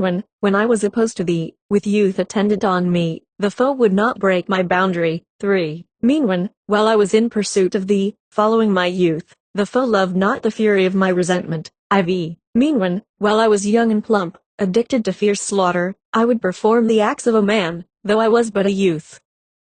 V. Mean take thy aim discreetly, there is need of advice on him who is in error, let me Ogwin provide another mare. 6. My choice is a portion, with its sheath on it, and sharp-pointed as a thorn, it is not labor lost for me to whet a stone. 7. A present was bestowed on me from the vale of Muirniamu, concealed in a bucket, a sharp iron projecting from the hand. 8. Blessed be the solitary hag, that said from the door of her cell, Mean do not deliver up thy knife. Why? Poems beginning Erie Minded. 114. Red Book of Hergest. IVI Mountain snow, every region is white, the raven is accustomed to sing, no good will come from long sleeping. 2. Mountain snow, white the ravine, from the assault of the wind trees will bend, many a two may mutually love, but never come together. 3. Mountain snow, the wind scatters it, broad the moon's orb, green the dock leaves, the mischievous man is seldom without claim. IV. Mountain snow, fleet the heart, common in prying is a daring race, understanding is necessary for the alien. V. Mountain snow, the heart in the warmth, ducks in the pond, white the foam, slow is the aged, and easily overtaken. 6. Mountain snow, the heart is roaming, the countenance smiles on whom one loves, as long as a tale is told me, I know where there is disgrace. 7. Mountain snow, the strand is white and pebbly, the fishes in the ford may go to the cavern, odious is he that imposes burdens. 8. Mountain snow, the heart in the retreat, it is usual for a chieftain to have splendid arms, and for misfortune to fall on the beard. 9. Mountain snow, the heart is plump and round. I have said a great deal, if I am not mistaken. This is unlike a summer day. Mountain snow, the heart is hunted. The wind whistles over the eaves. Sin is a very great heap. Mountain snow, the heart is leaping. The wind whistles over the high white wall. It is natural the calm should be graceful. 12. Mountain snow, the heart in the vale. The wind whistles above the housetop. Evil will not conceal itself where it is. 13. Mountain snow, the heart on the strand. The aged has lost his juvenility, makes a man captive. 14. Mountain snow, the heart in the bush. Thoroughly black the raven, swift the young roebuck. If one is free and healthy, it is strange there should be complaining. 15. Mountain snow, the heart in the rushes. Cold the quagmire, the meat is in the brewing tub. The injured is accustomed to complain. 16. Mountain snow, variegated the front of the tower. Let the cattle seek shelter. Woe to the wife that should get a bad husband. 17. Mountain snow, variegated the side of the cliff. Dried the stalk, the water lily droops. Woe to the man that should have a bad wife. 18. Mountain snow, the heart in the ditch. Genial to the thief is long night. Let the bees sleep in the shelter. 19. Mountain snow, slow is the growth of the liverwort. The sluggard will not soon avenge an injury. XX. Mountain snow, the fish in the lake. Proud the hawk. People cluster around monarchs. Everyone cannot get what he wishes. 21. Mountain snow, red the top of the fir. Wrathful the push of many spears. Alice, for longing, my brethren. 22. Mountain snow, swift the wolf. The side of the desert he will penetrate. Every blemish is common on the destitute of zeal. 23. Mountain snow, not slow the heart. Rain falls from the sky. Sorrow produces complete depression of spirits. 24. Mountain snow, noisy the roebuck. The waves wash the margin of the strand. Let the skillful conceal his design. 25. Mountain snow, the heart in the glen. Summer will be placid. Calm the lake. The gray-bearded in frost has a strong support. 26. Mountain snow, variegated the breast of the goose. Strong my arm and shoulder. I pray that I may not be 100 years old. 27. Mountain snow, bare the stalk tops. Bent the branches of trees. The fish are in the deep. Where there is no learning there will be no natural gift. 28. Mountain snow, the fish in the ford. Let the lean and stooping stag seek the sheltered vale. Longing for the dead will not avail. 29. Mountain snow, the heart in the wood. The discreet will not walk on foot. The timid causes many a delay. XXX. Mountain snow, the heart on the slope. The wind whistles over the ash tops. A third foot for the aged is his stick. 31. Mountain snow, the heart is upon it. The ducks are in the lake. White the water lily. The vicious is not disposed to listen. 32. Mountain snow, ruddy the feet of hens. Shallow the water, it makes much noise. The disgrace that is boasted of is augmented. 33. Mountain snow, nimble the heart. Hardly anything in the world interests me. Admonition to the depraved will not avail. 34. Mountain snow, white its fleece. 35. Mountain snow, white the roofs of houses. If the tongue were to relate what the bosom knows, none would be neighbors. 36. Mountain snow, let the wise move about in the day. Let every pensive one be ill, every bush bare. It is usual that the unwise should have all faults. 115. Red Book of Hergest. 3. Llewellyn and Gwyneth were two penitent saints at Tralwing in Powys, and it was their custom to meet together during the last 3 hours of the night and the first 3 hours of the day to say their matins, and the hours of the day besides. And once upon a time Llewellyn, seeing the cell of Gwyneth shut, and not knowing why it was so, composed in England, I mountain snow, wind about the bush, it is the creator of heaven that strengthens me. Is it asleep that Gwyneth is? 2. Mountain snow, God above all things, it is to him I will pray. No, I cannot sleep. 3. Mountain snow, wind about the house, it is so thou speakest. What, Gwyneth, causes that? IV. Mountain snow, wind from the south, I will utter prime words. Most probably it is death. The mountain snow, white top the veil, everyone is mild to him by whom he is cherished. May the creator of heaven deliver thee. 6. Mountain snow, white top the tree, I will speak differently, there is no refuge against the decree of heaven. 7. Mountain snow, every rite should be observed for fear of distressing anxiety in the day of doom. Shall I have the communion as a favor? 8. Mountain snow, wind about the house, it is so thou speakest. Alice I my brother, must that be? 9. Thou highly gifted, thee I love, it is to God I will pray. Llewellyn, it is high time I should receive it. Mountain snow wind about the hill, the creator of heaven will have me. Is it asleep Llewellyn is? Mountain snow, wind from the south, I will utter prime words. No, I am chanting my hours. 12. Mountain snow, it is easily known when the wind turns around a wall. Knowest thou who says it?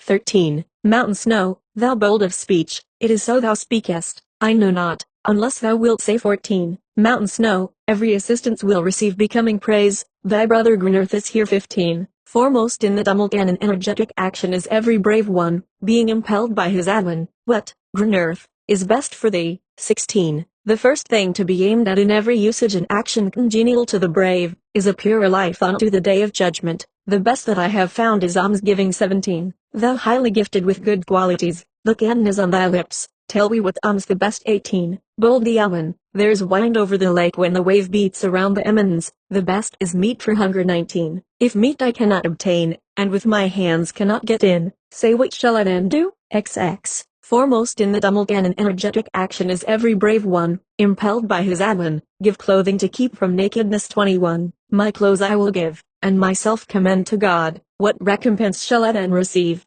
22. What good things thou givest on every opportunity, bold in thy privilege keep thy countenance, and thou shalt have heaven 100-fold. 23. Since with the early dawn I love thee, it is in the form of verse I am asking, with God what one thing is most odious. 24. Advantage, and Alwyn, and equality when water will run tip the ascent, the worst of deceit where there is confidence.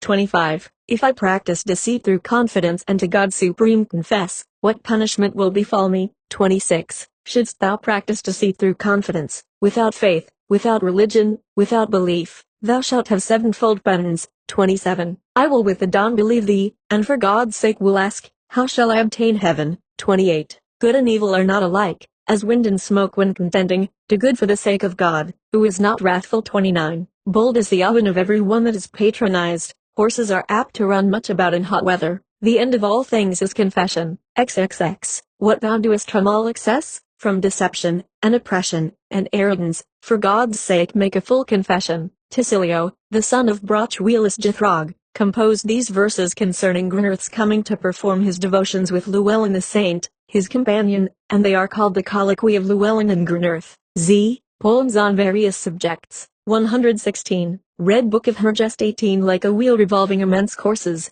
a weakening affliction is the severe compulsion of taxes, the unjust imposition of the ardent dragon of the mountains. Terrible is the conflict about the ports and ferries, and the hostilities of chieftains to chieftains. It is natural that Franks should be highly elated, they will come on a Thursday, and for a lady's complaint there will be wars, and the country will be wasted, and without land, and the key of Rome will be in the hands of commanders. 10. And the Almen will be unable to make assaults, and there will be happiness to the Venedosians, who will resort to the south, and weakness to the Saxon from his treaties, and long depravity from want of laws, and Loegr will be enfeebled by the treachery of its chiefs, and the thrusting of Franks, and tumult in ships, and the battle of Dover hastened in death, a wonder for a long life to such as will hear it. There will be a wounding through the community owing to the disappearance of the partisans of the guileless dragon, dark and light 20 powerful chiefs of noble descent, and may he give us of his bounty a pledge of a portion of his feast forever without privation. Amen. 117. The Viaticum of Llevoed Wynebler. Red Book of Hergest. 24. I. The wealth of the world, let it go, it will come, as long as it is esteemed. Necessity equalizes affliction, there will be fair weather after rain. It is often the case that persons fostered by the same are unlike. The brave will play though blood may be shed, every coward will be trampled upon, every strong one will be allowed to pass. The happy is pleased with harmonious sounds, which God will freely pour upon him too. The wealth of the world, let it go, it will come, may God provide what suffices.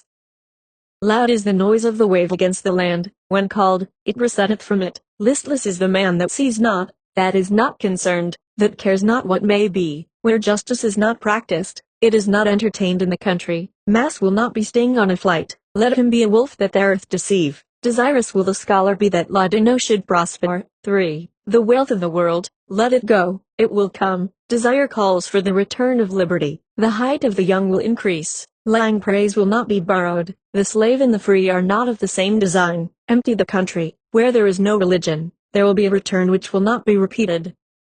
Cold does not agree with the hoary, the unbeliever does not think of God. No one that does not improve is called skillful. Let us observe and acquire religion, until we have relationship with Christ. IV. The unsociable man is uncomely in the place of gathering, trouble in the upland, enmity in the vale. A refusal is better than a false promise. In one's action servility is supererogatory, the sweet is seldom unpleasant. The evil done by a fellow will survive after he has passed away. An excuse is not usually regarded. Good cannot be had without deserts. The four quarters open deeply in four different ways.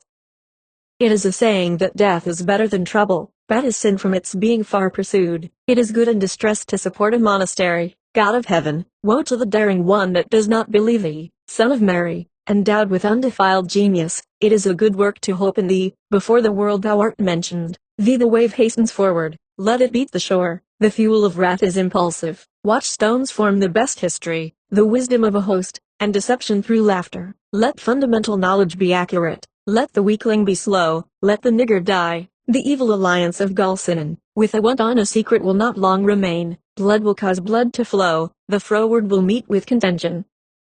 Let the weak be set at large, the iniquitous will lose his clan. Except God, there is no one that knows the future. Its Lord is the chief cause of prosperity to a country. 6. The wave hastens forward, the beach repels, like pain will soon be relieved. The multitude will bustle about the mead liquor. Let him who ejects everyone from his frontier cease to exist. Let the obstinate be cut off. Whoso purchases heaven will not be confounded. How curious thou art that any should mention it. The trees have put on a beauteous robe. A mirror is not visible in the dark. A candle will not preserve from cold. He is not happy who is not discreet. The favor of the Supreme Being will not deceive. 7. He who cultivates not wisdom as the chief foundation. What will put a bird to flight he will not do. Cold is the sway of winter, better the seashore. Better is what is easy than the encountering of difficulties. Reproach will not mend what is evil. Many a boastful word will cause embarrassment to the bosom, while it goes about. From haste it cannot be known where it will go. The Trinity will retaliate arrogance. Great God, how good a being thou art. 8. Fleet is the steed, clear is every strand. The desire of the high-minded one is chivalry. No one reaps from his contrivance. Every one is not born wise. The mind is not bold in a ship on the strand. There will be no peace between dry sticks and the flame. Let a man live without evil conduct. Courteous to song, I confer benefits on those in a state of excommunication. No naked one will be very energetic. There is no law unless there be supremacy. A king will challenge spoil. The furious, his death is certain. Is it not customary that cowardice should harbor from death? Let the brave escape from his conflict. Intoxicated the dumb, every barbarian is a bravado. A city will extinguish a wilderness. The talkative loves easy work. Everyone is praised according to his work. God loves not the hopeless. Fortune is the best assistance. 9. In spring the land is partly bare. If people are turbulent, their shout is deceitful. In calm reflection riches are despised. What is not often seen is neglected. He that is faithless, his presumption will be contemned. It is a complete share that is longed for. Let the woman that is never asked appear demure. Disgrace is apt to follow long celibacy. He that will not completely conceal himself, will be completely taken away. From a long restraint comes complaint. What seemeth good to God is certain. He that is brave, his praise will be heard abroad. From a little comes enrichment. Blessed is he to whom are given the favor of God and long life. The end. I'm Julie, the woman who runs Global Grey, the website where this ebook was published. These are my own formatted editions, and I hope you enjoyed reading this particular one. If you have this book because you bought it as part of a collection, thank you so much for your support. If you downloaded it for free, please consider, if you haven't already, making a small donation to help keep the site running. If you bought this from Amazon or anywhere else, you have been ripped off by someone taking free ebooks from my site and selling them as their own. You should definitely get a refund.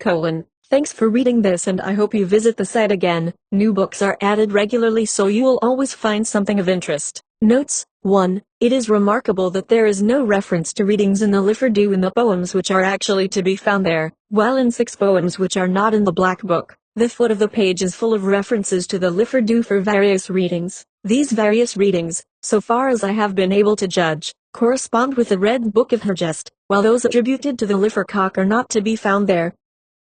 2. In 1852, an edition of the Goddardin was published, with a translation, by J. Williams, at Ithel. He adopts a historical view of this poem, and has given the text, such as he had it, with much fidelity, while the translation, though somewhat too free, is the first to give anything like a fair idea of the original. 3. The Welsh text has been printed for some years. It was put in type as soon as the collation of the manuscript copy of the poems with the original MSs was completed, and again collated in proof, and then thrown off, in order to facilitate the work of translation. The only request made to the translators was to make their version as literal and accurate as possible, even though the meaning might be obscured thereby, and the care and time requisite to prepare such a translation deliberately has delayed the appearance of the work since then. While engaged in the preliminary investigations, I from time to time communicated fragments of what was intended to appear in the introduction and notes and occasional papers to the Archaeologia Cambrensis. 4. Bede understood this well-known passage as implying that the Battle of Baden was fought 44 years after the arrival of the Saxons, but it is now generally admitted that this is a mistaken construction of the passage, and that the true import is as above, to which I also give my adhesion. 5. Josceline says it had belonged to Christ Church, Canterbury, and was 600 years old. 6. The original work will be quoted under the title of the Historia Brittonum, the second portion under that of the Genealogia, or both generally as Nennius, and the fifth as the Chronicle and Genealogies of 977. The Irish Annals will be quoted from the Chronicles of the Picts and Scots, recently published, being the first of the series of Scottish record publications. 7. I may refer the reader on this subject to my paper on the early Frisian settlements in Scotland, printed in the Proceedings of the Society of Antiquaries, Volume 4, page 169. For the struggle in the South, the reader cannot do better than refer to Dr. Guest's very able papers in the Archaeological Journal. 8. The printed text of the Vatican IS, of Nennius has Lessus, but this is a mistake. The original IS, reads Bassus. 9. Chronicle of the Picts and Scots, page 136. It may seem strange that I should assert that Gride and Forth are the same word, but Gwr in Welsh is represented by Fear in Irish, the old form of which was for, and final D in Welsh is in Irish ch, in Pictish th. The river which falls into the Dee near Bala, in North Wales, is called the Tryweryn, a very similar combination. 10. For these identifications, see notice of the site of the Battle of Arderydd, Proc. and Soct. Volume 6, page 91. 11. I cannot help suspecting that the advantage is held out by the ecclesiastics were the main cause of uniting these Celtic leaders against the paganism of the country. Columba certainly made Eden the first independent king of Dalriada. Kentigern was closely leagued with Rhydderch, and the Míldav of the Welsh laws was probably an ecclesiastic who had undertaken to make Maelgwn supreme king of Wales by some stratagem cloaked under the fable of the floating chair. 12. The island of Arran in the Firth of Clyde, here called Imhaena Blanche, or Imania of the apple trees. Emain is said in Cormac's glossary to be derived from Emain, and that from Eoi rind, or breastpin, and moon I brage, or neck. This word moon is represented in Welsh by Maenw, as St. David's is called in Irish Silla moon, in Welsh, Maenw. I conjecture, therefore, that Arran being called Emain is the Insula Menor or Maenw mentioned in the life of Gildas. 13. Garonne, Picts and Scots, page 127. 14. Garonne, Picts and Scots, page 54. 15. Garonne, Picts and Scots, page 57. The Irish F is the digamma placed before an initial vowel, and the word Fothodane seems to express Ptolemy's Otadini, who extended to the river Eden in Fife. The promontory of Fife, called Fifeness, is probably the promontory meant. 16. Garonne, Picts and Scots, page 393. 17. Garonne, Picts and Scots, p. 123. 18. The early Frisian settlements in Scotland. 19. Garonne, Picts and Scots, pages 319, 329. 20. Garonne, Picts and Scots, page 24. 21. The one class consists of the Nemedians and the two of the Danan, the other of Partholon and his colony, the Furbog and the Milesians. 22. Inver occurs twice in the Book of Taliesin. 23. The substance of these three chapters has already appeared in a different shape in the Archaeologia Cambrensis, and the last in the Transactions of the Royal Society. They were written with the view to this work.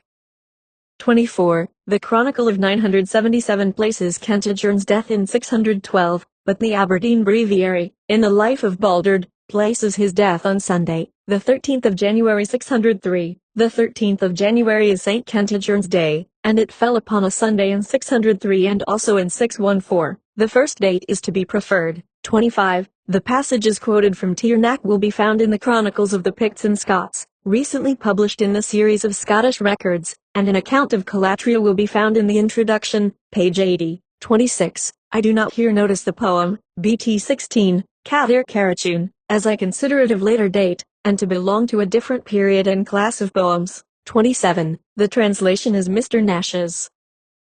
28. Garonne, Picts and Scots, Page 319. 29. In noticing Mr. Nash's so-called translations, I may remark that he invariably translates Welsh on the principle that, if any Welsh word resembles an English word, it must be the English word that is used. He carries this so far as to translate the well-known word for a ford in Welsh, ride, by the English word road. He appears to me to translate Welsh somewhat in the same fashion as Hood's schoolboy translated the first line of Virgil, arma, virum cano, an arm, a man, and a cane. 30. The italics are Mr. Stevens. 31. On the margin, no one that was eminent went in the way that Wallack did, with his steel into the meadow. No one that was honorable went in the way that Murag did, with a bandage to the woman in 3 folds. 32. The following lines are added at the bottom of the page. And around Simonod, a deadly hewing down by a chief of Eryri, hatred will remain,